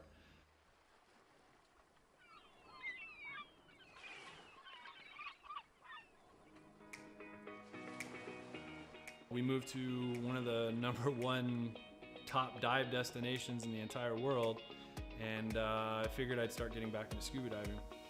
And after our first couple dives, I realized how peaceful it was underwater and how none of my problems followed me. You're just there in the present moment. had the idea for Warfighter Scuba, and I kind of hinted at it, and they said, "You go for it." And that's basically how Warfighter Scuba was born.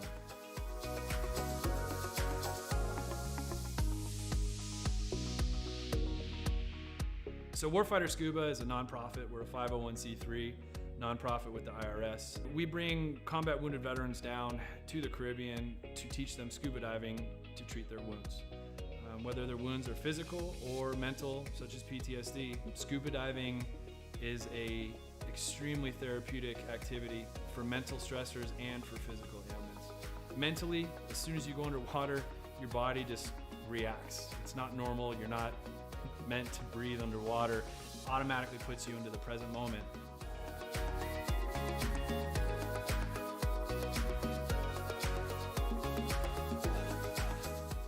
You have nothing but peace and calm.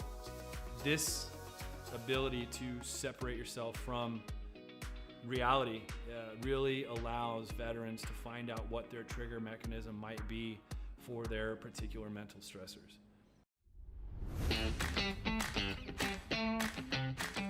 So every veteran who comes through our programs gets a 100% funded trip. Each veteran also receives a round-trip ticket from their home of record. That ticket will bring them straight into Roatan, and their entire week stay, their hotel, their meals, their snacks, everything's paid for. And so that veteran can get an entire week away from reality and completely separate from any kind of problems they might be facing at home. So each veteran receives very private and intimate training sessions when they come down to Roatan. We first start in the pool. We do some confined water skills. We'll then switch out to the open water dives. From that point on, it's not even training anymore. It's just fun. It's learning on a level that I don't think most people have experienced before. We do all the certifications for them that we can in a week at their pace, from open water to full face mask to nitrox. Every trip that we have, whether it's one veteran or 4 veterans at a time, we just have a blast. There's no bad karma. We've seen sharks, we've seen turtles. We've seen 4 eagle rays at once. Just the things that happen when we're in the water together are truly, they're just unbelievable. The dedication that these vets have now to scuba diving and to wanting to come back and to help other veterans experience what they've experienced, it hits me in the heart more than most things have ever hit me in my heart. It's truly an honor to take these heroes into the water. It's really cool to see the transformation that happens to them, from being, oh my gosh, I don't know if I'm gonna be able to do this. I've gone snorkeling a few times, or I'm not that good of a swimmer. And the funny thing about scuba is none of that matters. You're completely weightless in the water. You could come down and have 0 experience in the water and be one of the better scuba divers out there.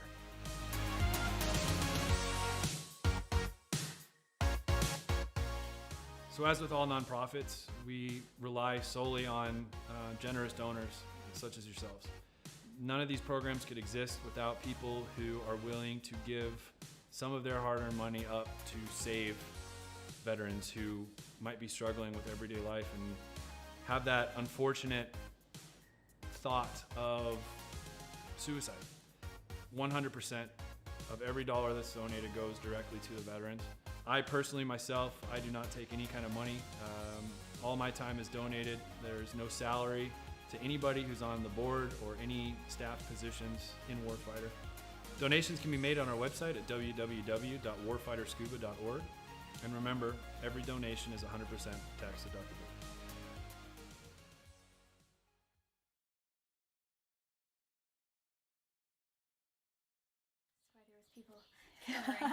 Yes, that's why. So we'll just give them a quick brush and then we'll get our stuff on, and then we have like an obstacle course. And so why I'm smiling. You don't know why you're smiling? We always smile. Smiling's the best. The Mission 22 Equine Program is a riding program for children of veterans. We also serve grandchildren or direct family members of veterans. It's a lot of fun, and I've always loved horses. We have private lessons and group lessons, but it's not just writing. You know, writing lessons, people just think that that's all it is. But we have the opportunity here to really build confidence, to lower stress levels, to give them an outlet and opportunity to spend time doing something healthy and productive. Mission 22 is really based on the foundation of the importance for family. It's why we're supporting families here. So in a time where kids' programs are being canceled left and right, school is shut down, they're not able to be around their friends, you know, being able to have an opportunity where they can just be together and let go of that stress and be around people. Again, honestly, it's just really that simple, being around people. You know, who would have thought that it was something as simple as that? That's okay. You want to grab his reins and then I'll have you walk him forward. It's really a special thing to watch these kids come every week and build a partnership and a relationship with their horse. It lets them forget about everything that's going on in life, being able to come here, kind of shut the world out a little bit and have a really stress-free, fun environment. There's tons of studies that have been done on lowering of cortisol levels of children, and especially with children of veterans, often growing up in a household that can be a more stressful place, to be able to have an outlet where they can be outside, fresh air, horses around them, and just growing in that confidence. Horses are really unique. They're very intuitive to people. They're very emotionally intelligent. They're very emotional animals, very in tune to people. They have a great way of reading people as well, that they can pick up on if you're feeling nervous or scared or excited. They're very reflective to how you feel. And so it's a great way to kind of check in with yourself and see how you're feeling, because they'll let you know. When you're riding bareback, it's really important to think about keeping your thighs nice and snug. Watch your spacing. Remember 1 to 2 horse lengths in between. Nice work.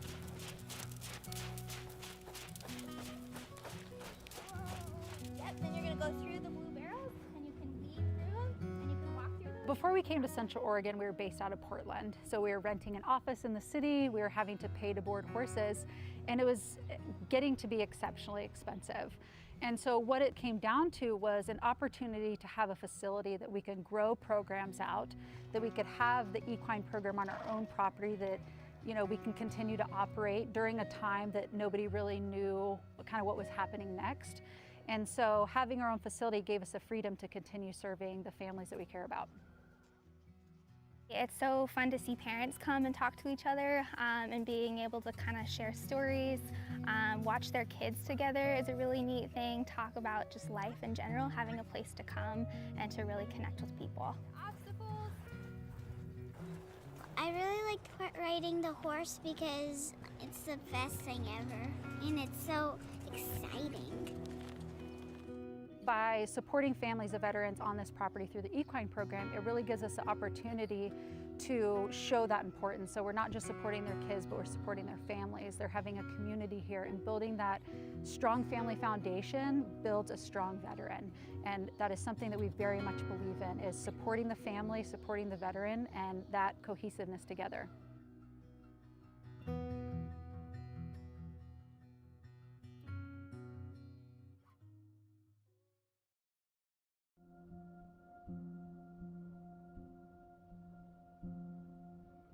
Soldiers, sailors, airmen and women enlist in the armed forces for many reasons, including a sense of duty, patriotism, the adventure, travel, and adrenaline.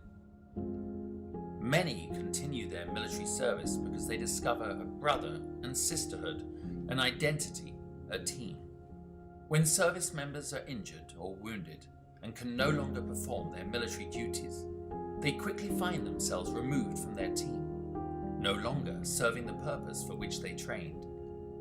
I came back from Afghanistan in 2013, and it was kind of a trial and error of finding out, after the military, what's next in life.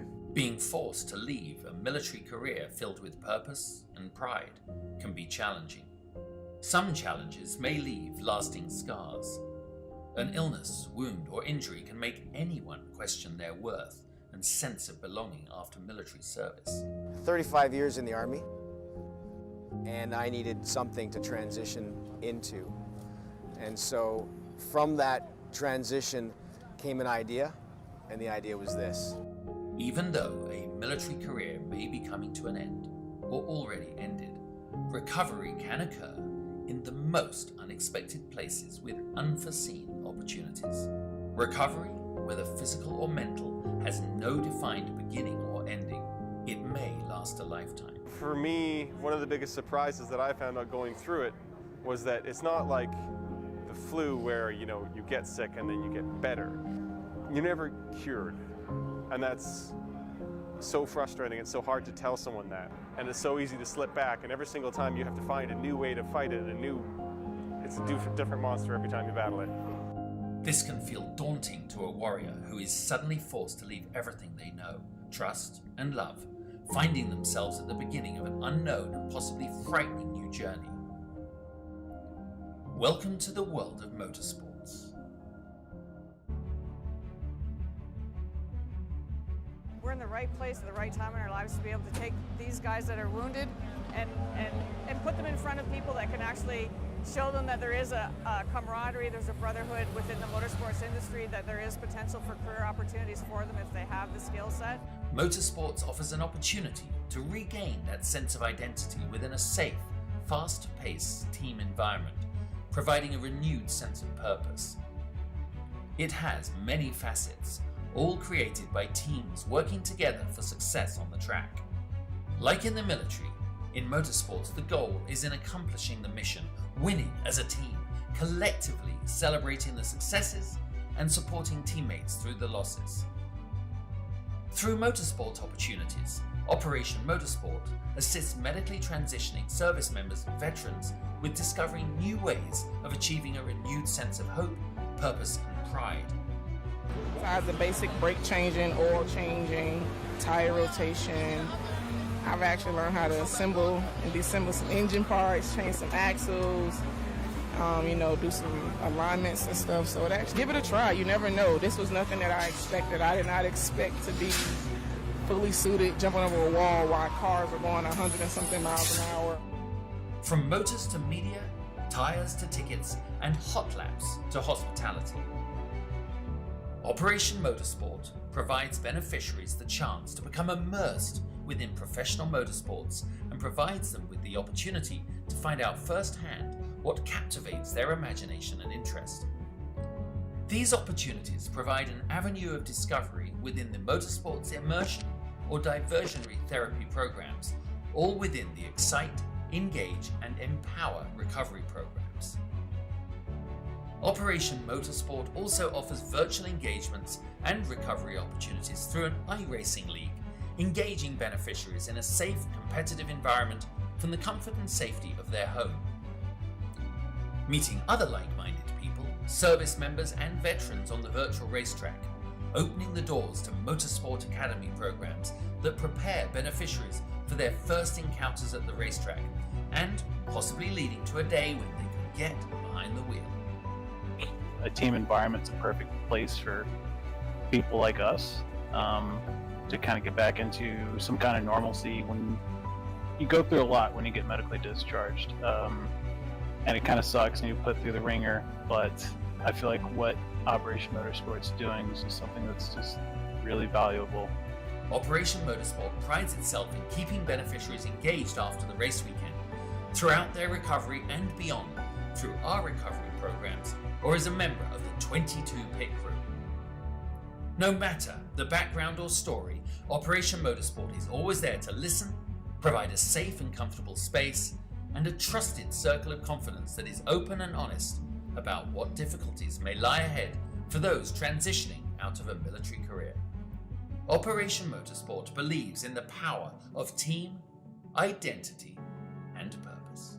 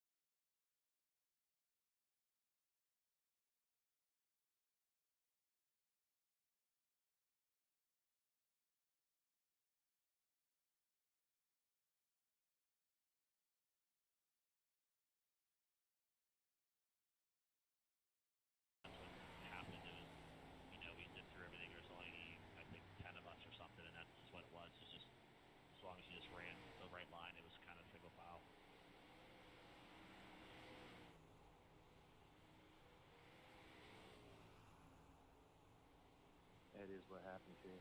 Can't make up any time, not in a 305. No. One tiny mistake and you're done.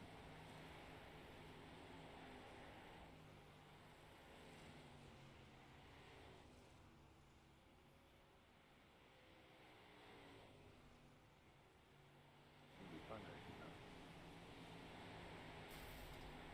I'm sure we'll put on a good show.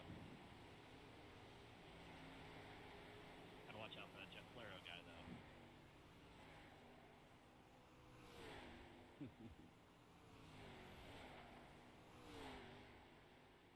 Just give us a run for our money. Well, in my experience, I've been chasing him forever.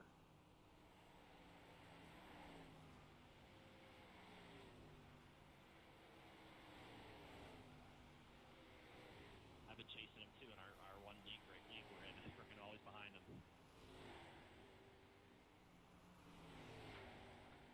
Yeah, me too. And officials. Jeff, are you running on Sunday? Yep. See what happens. Should be interesting. Got Bergeron, Tilly, Kaiser, all those guys are in it. So. What race is that? Miller Time Motorsports. It's Kings of Miller Time. They're putting it's a $1,400 payout for the top 20 finishers get paid. 10 through like 11 is like, or 10 through 20 is like, or 11 through 20 is $20, and then like the winner gets $350.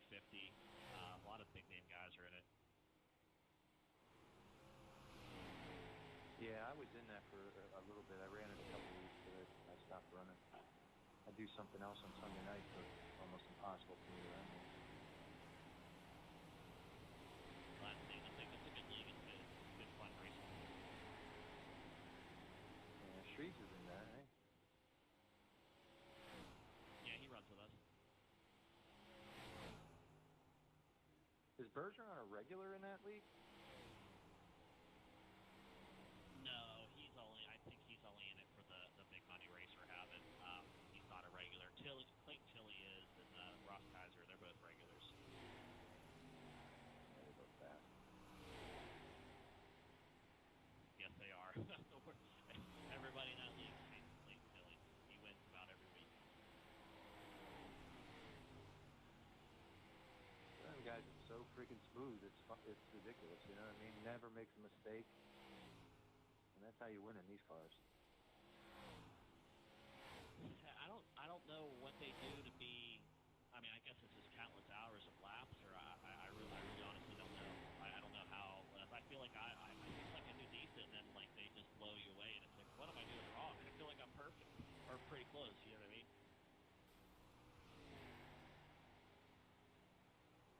Yeah, no, exactly. I mean, I race them guys in officials all the time. You know. Well, not Tilly. Bergeron, not so much either. He used to run them. He wasn't so much either. The only time I can say, and I'll hold a little bit of a win on this one, is I ran with Bergeron in a 305 at Lanier. And I actually was on his bumper literally the whole entire race. I actually ran a faster lap time than him in the feature. I was like, oh, okay, that's kind of cool, but that's about as close as I got to beating that guy. All right, fellas, welcome to Friday Night Lights 305 Sprint Cars at the big track at Charlotte. Get all drivers clear the track real quick. We'll do a quick drivers meeting. We won't go green until probably about 10 after the hour.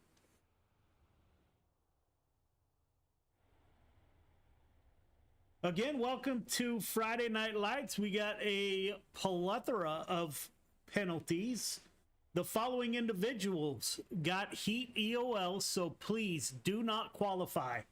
Jaden Wolf, Greg Boydell, Gavin Chatham, Butch Baker, Preston Cramner, Zach Dykstra, and Caden Berry all received heat EOLs. Mason Salas, who is not with us tonight. I'll have to remember if he shows up to give him a feature EOL. Again, all those drivers, please do not qualify. Welcome to Friday Night Lights. Again, this is the new format. We are trying live admin. The racing has been absolutely outstanding tonight. Not big numbers, but enough numbers to put on a good show.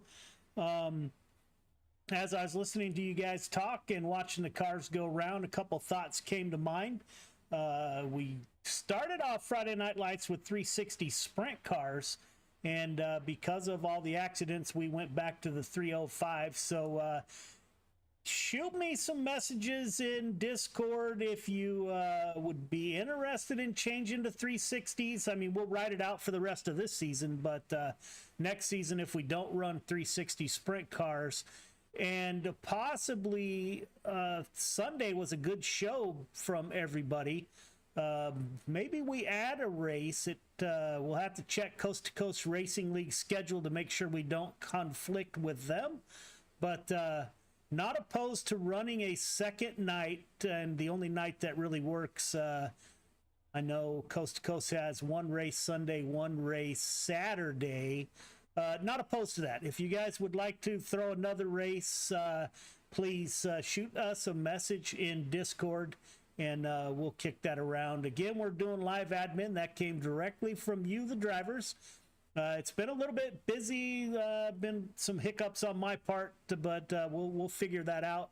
I lost my driver chat in Discord, so the Discord chat is not going over the air, so we will not have driver interviews tonight.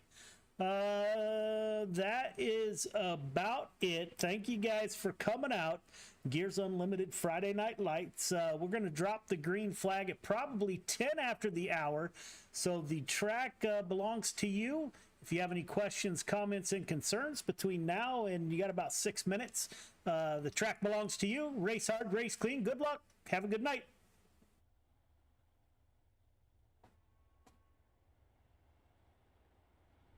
So there you have it. There is the drivers meeting. Like to thank you all for tuning in.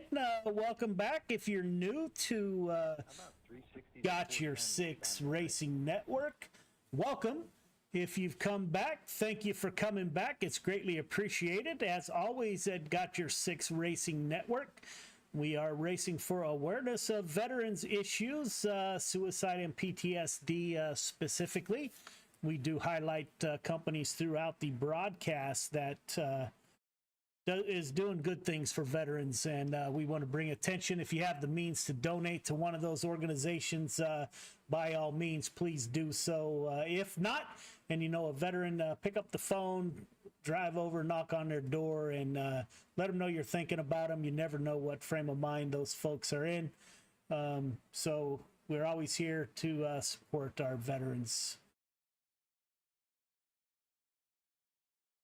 As you heard, we have some changes here at Friday Night Lights. Again, this is the Drivers League, so we are doing live admin. If you've watched the earlier two shows, you'll notice that we did live admin.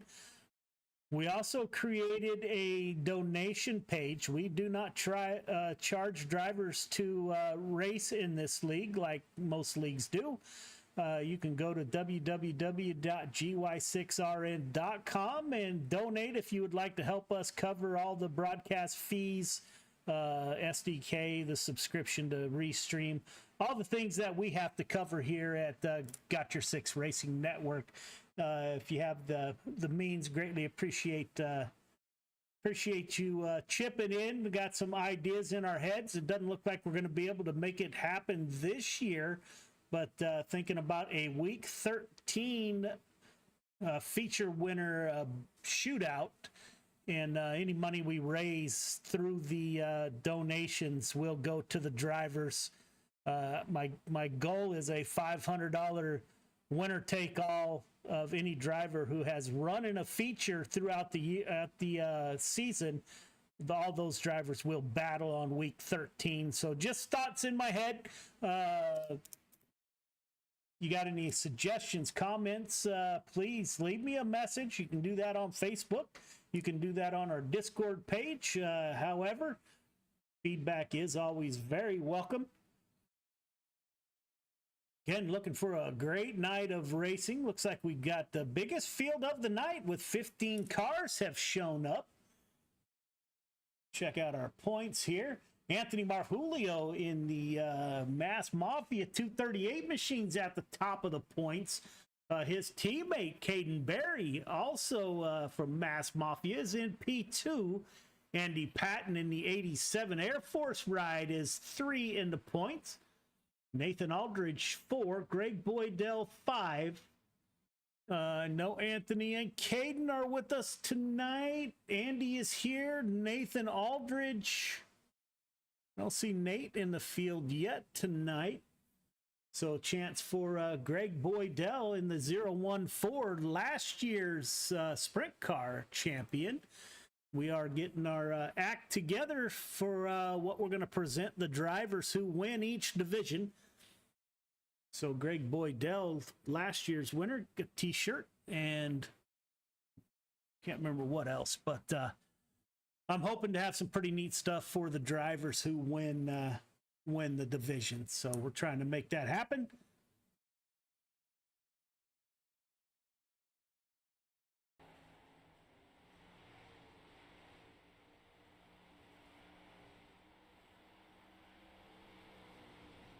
All right, fellas, got about 1 minute till green for qualifying. Any questions, comments, or concerns, now would be the time. Got some great news this week. There is a bank in Malvern, Iowa. It's called Malvern Bank. They do have a branch of the bank called the Dirt Track Bank. That's where, when we found that out, Got Your Six Racing Network LLC opened up an account. That is now our bank. Super neat bank. They finance haulers and dirt teams, and they sponsor a bunch of real life modified races up in Iowa. Reached out to them today, and lo and behold, their CEO was the one that answered the email. So you're going to see the Malvern Bank logo around Friday Night Lights in the near future. So I'd like to thank, check them out. If you want to see a cool bank, just put in the Dirt Track Bank and check it out. Kind of cool. He also, the CEO, races late models back in Iowa. So kind of a cool deal, small town bank, and they're doing great things.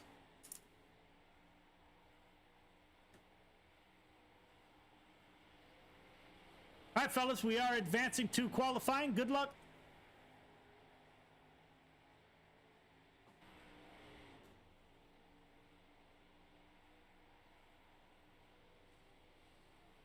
We will advance and disable chat. So we are set for qualifying. It looks like we have 15 cars that showed up tonight. Your points leader, Anthony Marjulio, is with us in the 238 machine. Caden Berry and the Caden Berry fan club out there are back with us. That's always good to see and greatly appreciated. Andy Patton in the 87 Air Force ride is here with us. We will go on track, catch up with some of these drivers. The 6 car of Jeff Falero coming out on the track. Jeff hasn't raced a lot with us, 2 races so far, and he has won both races. So we'll have to see how the 6 car does tonight. Canadian driver Jeff Falero. Again, one of our biggest supporters, Coast to Coast Racing League. You're in the market for a great run racing league. My dirt team and us, we tried other leagues, found them to be not very welcoming. We found Coast to Coast Racing League about a year ago, a little over a year ago. It's a very well-run league. They make everybody feel at home. It's 2,500 I rating limit to join. If you're in the market for a great run league, I cannot recommend Coast to Coast Racing League any higher.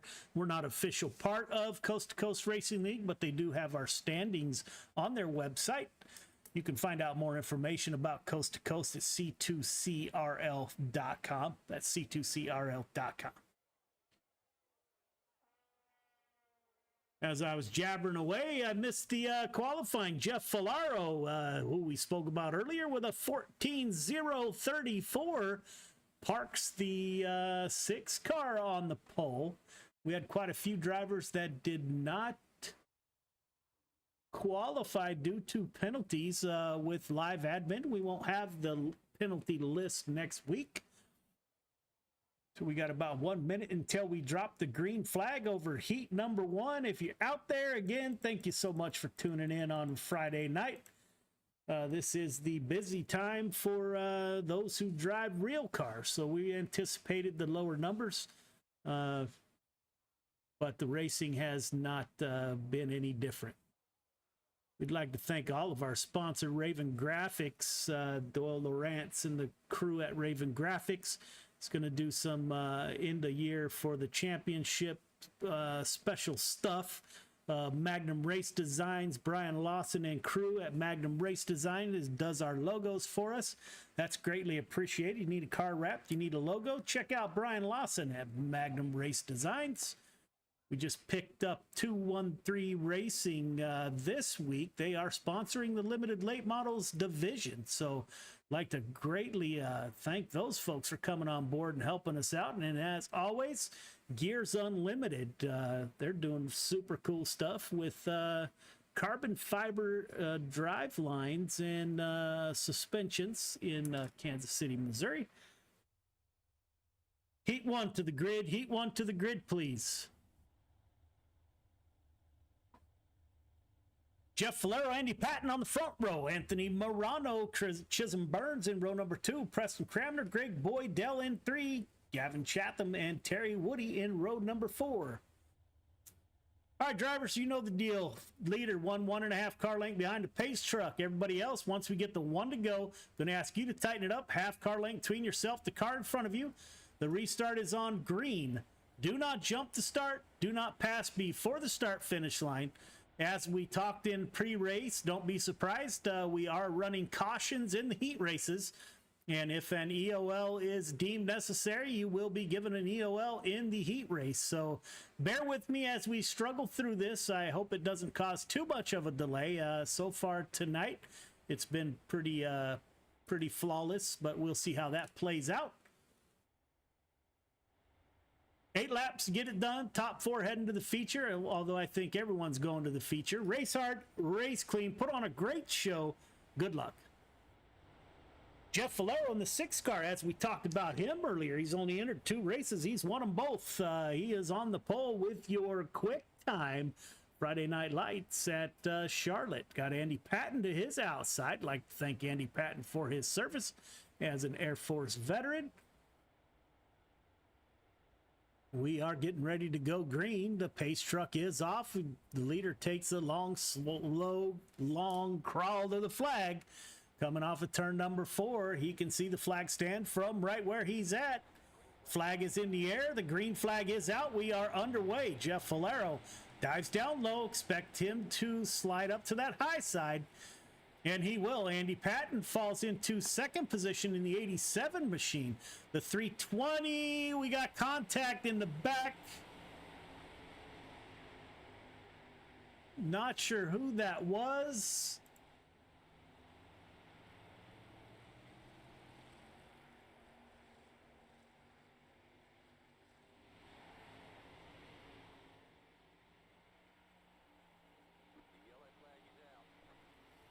Just threw the yellow flag over the field so we can take a look at what happened there.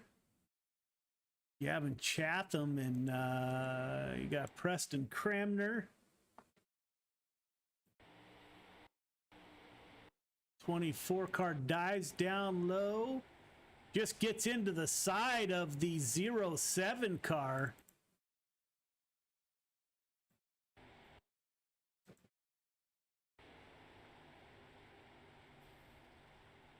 Collects the 10 along the way.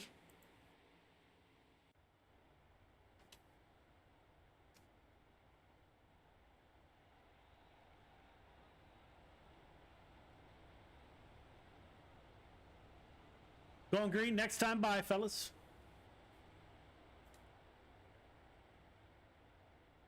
Jeff Valero at the front of the field in the 6 car, followed by Andy Patton in the 87. Anthony Morano and Chisholm Burns round out your 4 transfer drivers. Last year's champion, Greg Boydell in the 014 Canadian driver, is in P5 on the outside looking in.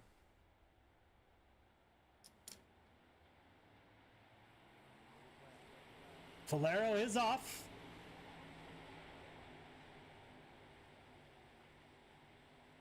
Great lead over the 87 of Patton. Anthony Morano in the 320 machine. Chisholm Burns putting on a show, driver out of Texas. In the 10 car, Chisholm Burns at the front of the field. Greg Boydell in the 014 car wants to move up. Chatham tries to get back underneath the 7 car, so they're back at it in the back of the field. Great battle. Valero wandering away from the field, got almost a half second gap over the 87 car of Andy Patton. The front 2 broke away. Anthony Morano and Chisholm Burns are 3 and 4. Burns currently in the 10 car in the 4th and final transfer spot. Looks like the 24 car is trying to get up through the field underneath the 07 car, Preston Cramner.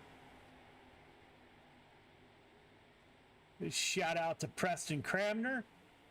Got me into admin last year. Valero, Patton, Morano, and Burns are your 4 qualifiers that are going to transfer directly to the feature. Heat 2 to the grid. Heat 2 to the grid, please. Brandon Voles, Jonathan White on the front row. Jeffrey Kemper, Anthony Marjulio in row number 2. Lance Webb, Andrew Fike in 3. Caden Berry rounds out your field of 7 drivers. All right, drivers, welcome to heat number 3. You guys know the drill. Leader going to ask you to be 1.5 car length behind the pace truck. Everybody else, once we get the 1 to go, going to ask you to tighten it up. Half car length between yourself, the car in front of you. Start is on green. Do not jump the start. Do not pass before the start finish line. 8 laps to get it done. Top 4 heading directly to the feature. I didn't get the car count, but I think everybody is heading to the feature. Leader, I'm going to ask you to pull up a lot closer to the pace truck than you are right there, please, sir. 1.5 car length. Pace truck does exit kind of early here, so I ask you once that pace truck exits, keep a steady pace between them and the drop of the green flag. Race hard, race clean, put on a great show. Good luck.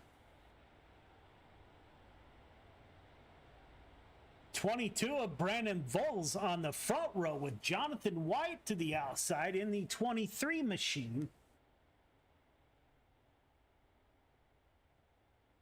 238 of Marjulio starting P4. Currently, he is leading in the points.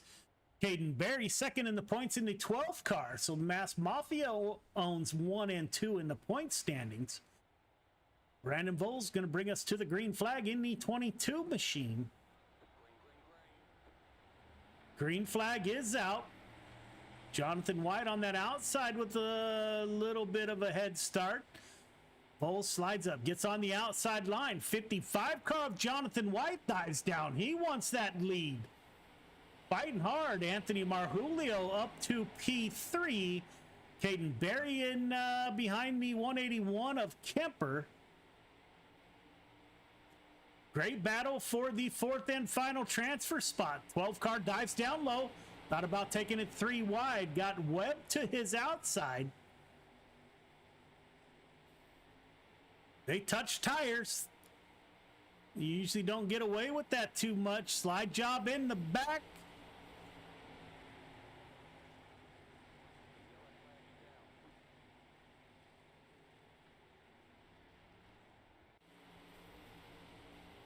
Not sure what happened back there. We will take a peek. Jeff Kemper and Lance Webb.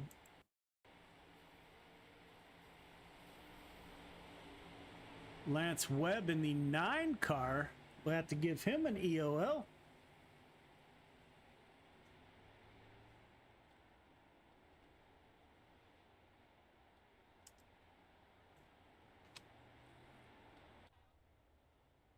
9-car EOL, 9-car EOL.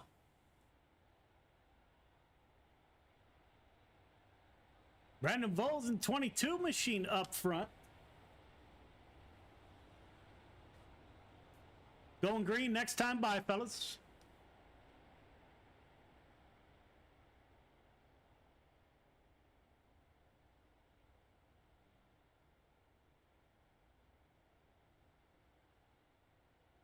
Brandon Voles and Jonathan White, 1-2.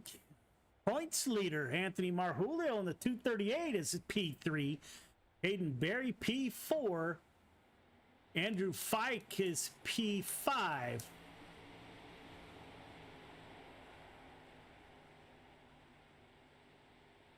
Great start by Voles. Pulls out a little bit of a lead over the 23 car of White.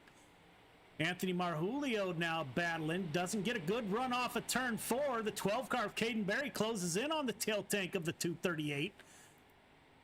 Andrew Fike running side by side with Lance Webb. Webb will move up.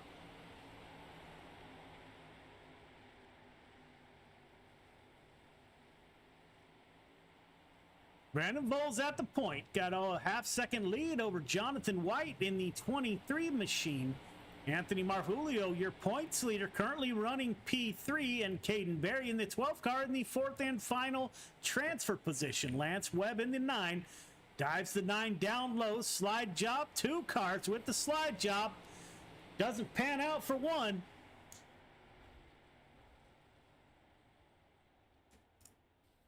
Voles, White, Marjulio, Berry are your top 4. 3 minutes of warm-up. We will have 3-minute warm-up session. We will be right back.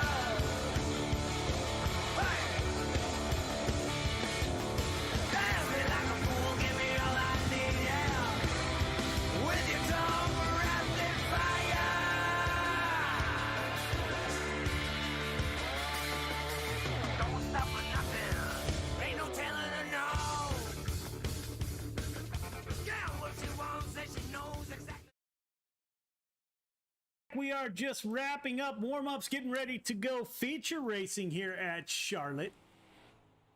Andy Patton with the quickest lap in warm-ups with a 14.402. Jeff Falero in the 6 car will begin the feature from the pole.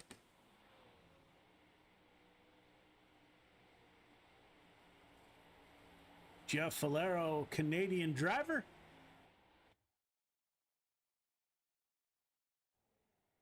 Feature to the grid, please. Jeff Valero, Brandon Voles on the front row. Andy Patton, Jonathan White in row number 2.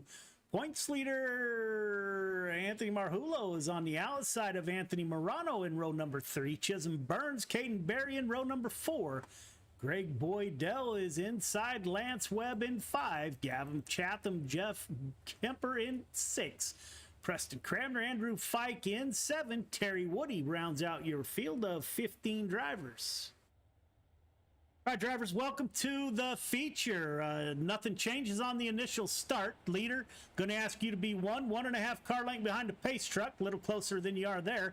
Everyone else, once we get the 1 to go, going to ask you to tighten it up. Half car length between yourself, the car in front of you. The initial start is on green. Do not jump the start. Do not pass before the start finish line. Got 30 laps to get it done. Race hard, race clean, put on a great show to end the night. Good luck. That 6-car Super Stout on the front row. Your points leader, Marhulio, starts P6. Got his teammate right behind him, the 12-car of Caden Berry, second in the points. Pace truck should exit. Let's tighten it up. Looking kind of strung out. Tighten it up, tighten it up, tighten it up.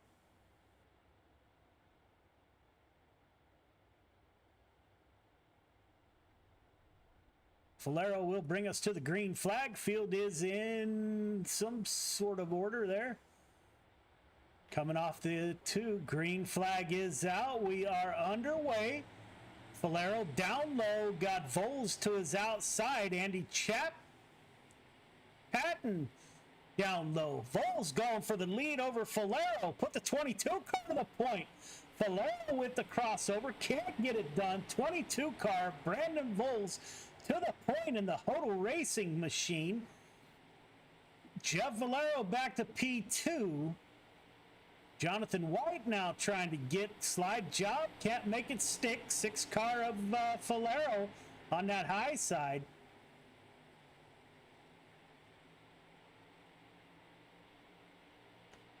Brandon Voles. I'm a bit surprised you don't see that too often. That somebody pulls up in front of the 6 car. Great run by the Hodel Racing driver in the 22 machine. Jeff Valero returns the favor of a slide job. Crossover to perfection. 22 car at the line in front of the 6 of Valero. Jonathan White running in P3. Anthony Marhulio now under the 87 car of Patton. Will slide up. Patton with the crossover. Patton at the line.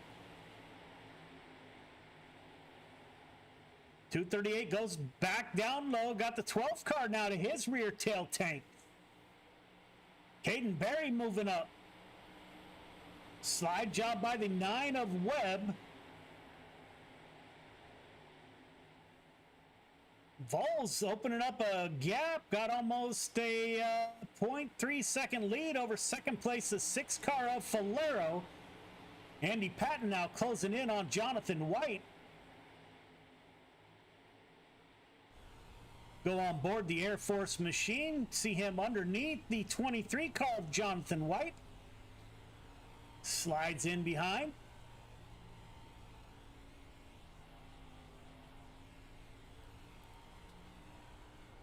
Great racing so far. There are your top 6. Everyone got nose to tail here at Charlotte. That can happen. Waiting for the track to weigh in. Lance Webb up 3 positions to P7.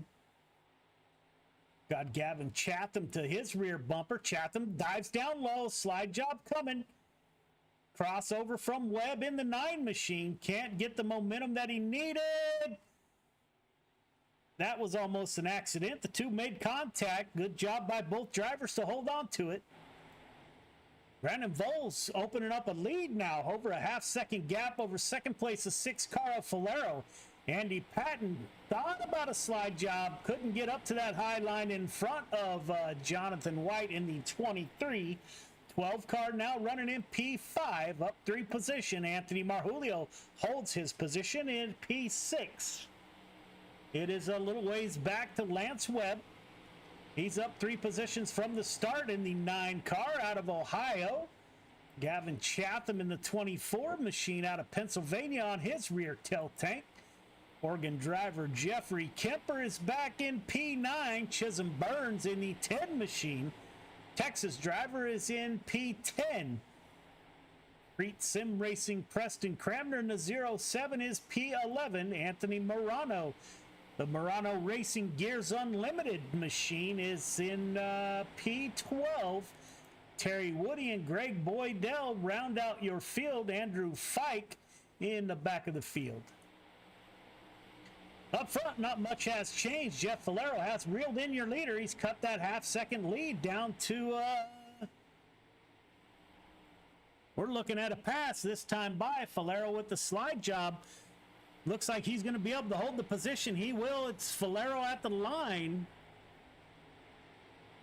Valero with the crossover. Front 2 pulling away from the field. What a great battle these 2 drivers are putting on. Oh! Bull got into that wall there. Coming off the exit of turn number 4. Valero moves out to a bit of a lead now in the 6 car. Andy Patton battling it out underneath Jonathan White, trying to take away P3 and get on the podium. Marjulio dove down, thought about a slide job. 87 car covers the spot. Marjulio back to 6th position. Andy Patton giving it a go. Once again, it is Patton at the line that time by. 87 car trying to get to that high line in front of, and he will.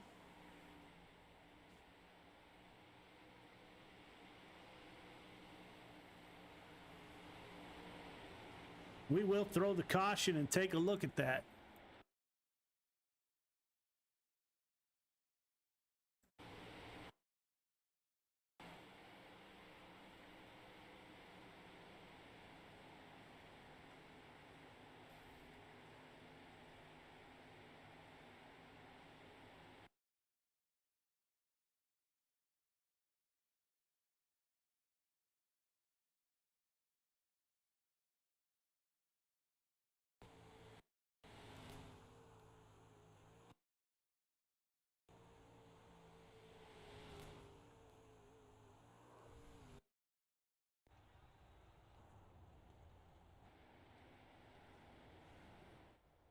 Jeff Valero on the point.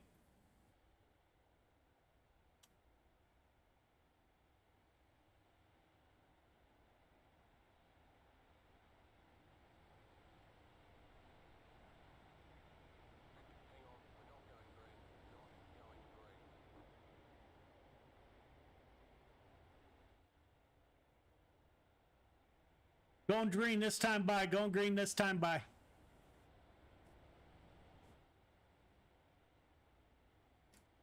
Pace truck is off. Tighten it up in the back. Let's go. Tighten it up.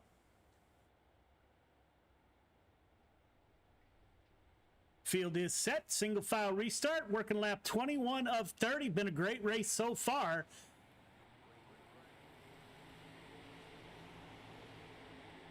Jeff Valero on the point with Brandon Voles to his rear tail tank. Voles got into the wall earlier. Not sure what damage that did to the 22 machine. Andy Patton in the 87 looking down low. Seeing if he can't make something happen.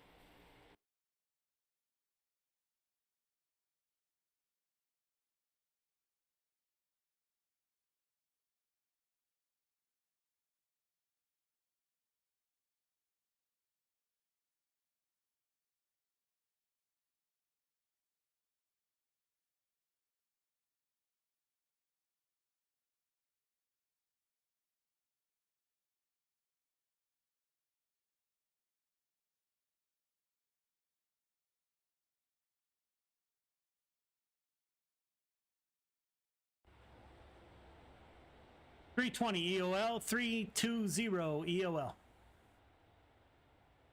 Jeff Valero at the front of the field.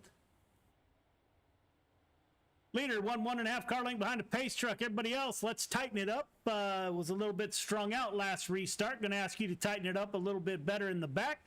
Front was looking pretty good.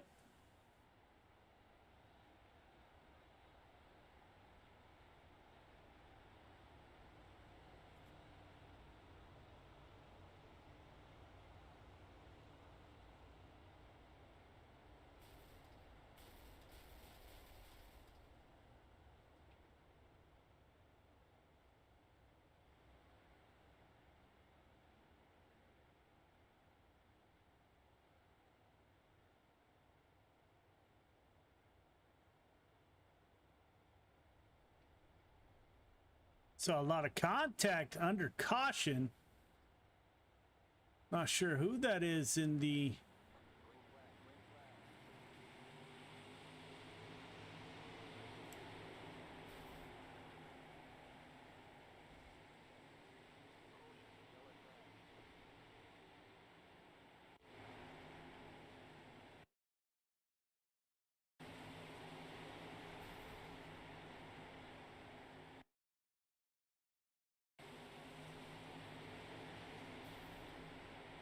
Nine car cuts down in front of the 07.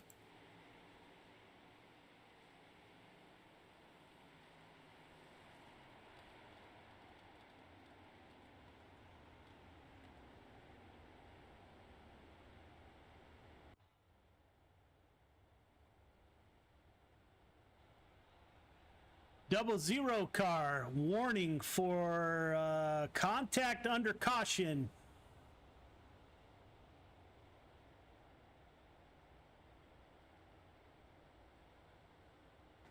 Nine car for 6 car Valero still at the point, working lap 25 of 30. Brandon Volzin P2 been able to hold on after that 22 car made contact with the outside wall early.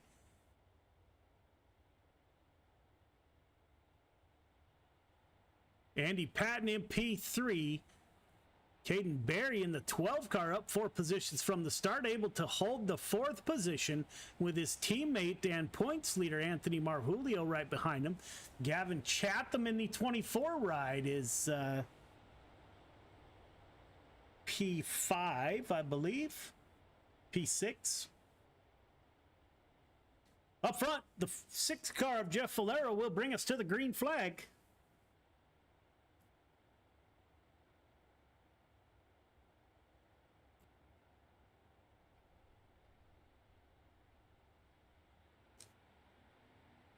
Great start by the 6 machine. Good big lead. Looks like we are 3 wide. Caden Berry dives down low, tries to get up in front of the 87 car. Patton will do a crossover and make it stick. Slides up in front of the 12. 12 now. We're looking at a slide job coming. Here it comes. He was able to get in front of the 87. Those two will swap slide jobs and crossovers. Patton gets that one to stick. Now Anthony Marjulio goes underneath his teammate, trying to get in front of the 12 car of Berry. Great battle up front. Jeff Valero opens up over a half-second gap. Not sure who that is in front of him.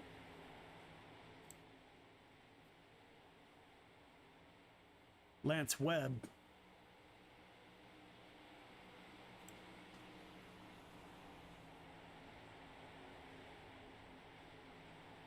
The 87 continues to battle, trying to slide job. Marjulio pulls to the rear tail tank of the 12 car, his teammate. Gavin Chatham is up to P6, up 5 positions from the start. The biggest mover of the night is the 00 of Woody. Valero, Vols, Patton, top 3 start finish line, top 3 start finish line. Contact after the race will be reviewed.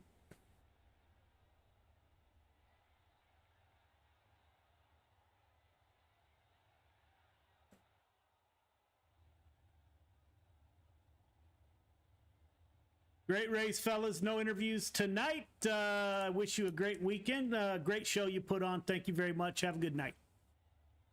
So there you have it. There is week 9 in the books. We saw a lot of great racing. Our numbers were down just a little bit. I know it's the summertime and people got stuff going on, but what a great show that the drivers put on, and we appreciate all you tuning in right before your weekend on this Friday night.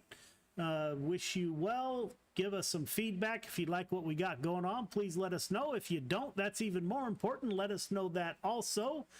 And until next time, we will see you next week. History repeats itself. History is always happening over and over again. So one of the ways to stop a theme, one of the ways to stop something from reoccurring is to first of all admit it.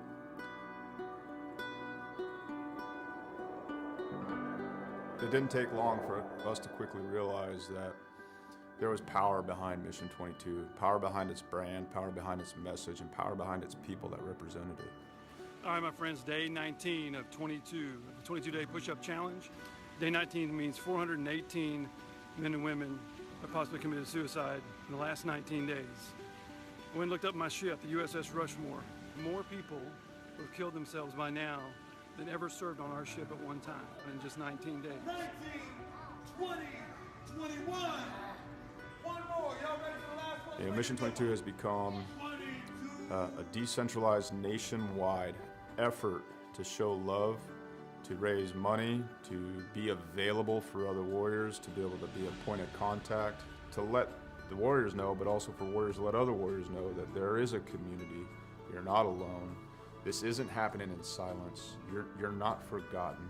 We brought 4 veterans from all different parts of the United States and brought them together to hike through the state of Oregon. May God bless you on your journey. Thank you for serving our country and for being willing to go on this walk. I'm praying you feel peace and strength with each mile. On this hike, some folks found God, some folks remained sober, some folks lost a significant amount of weight to be able to participate. And not so much just a healing walk for us as warriors, but for us to contribute to other people's healing. This hike, we raised $12,000 for endobiogeny. Some of the folks on this hike, they're going to be volunteers for this treatment. And I couldn't be more pleased and more proud because it was difficult. We had a lot of struggles.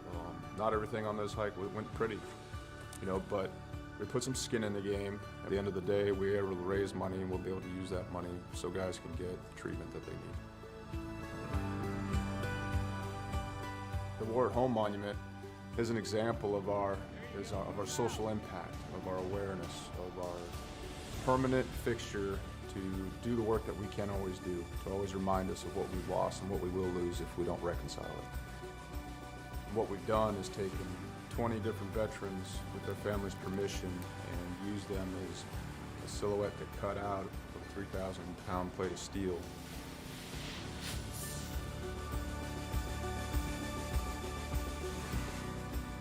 These warriors are placed in a V, and this is to show the size of the problem. This is to show the empty space they leave behind. And it's also to be a constant reminder of what happens when we don't listen to the stories of the warriors that fought in our name.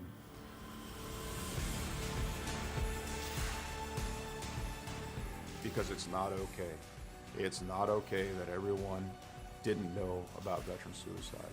It's not okay that these things were a secret or left unsaid, or that it was shameful.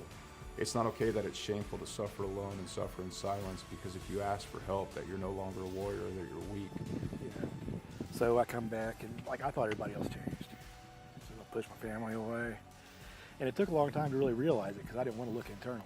I got my Class A CDL and hit the road. I was on the road for about 8 years trucking. And this makes me think about how insignificant all of the major things going on are. I mean, what, 1 million years ago, that blew up. And, over time became this. Whether it's hiking mountains or building monuments, it takes a community to heal a warrior. Warriors didn't get damaged and didn't become separated from the sunlight of the spirit on their own. It happened in the name of this nation. We can change the way we think about war, how we think about warriors, how we think about ourselves, and what we think we're going to do in the American community. We can do it now. We can do it here. And there's going to be another generation of warriors coming. We can set the tone to create a culture that grabs them up and loves them and smothers them in resources, in opportunity, right now.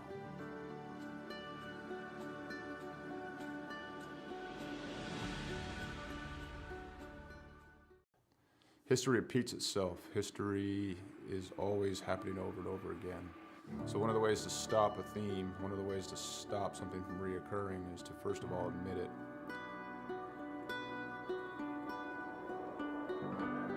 It didn't take long for us to quickly realize that there was power behind Mission 22, power behind its brand, power behind its message, and power behind its people that represented it.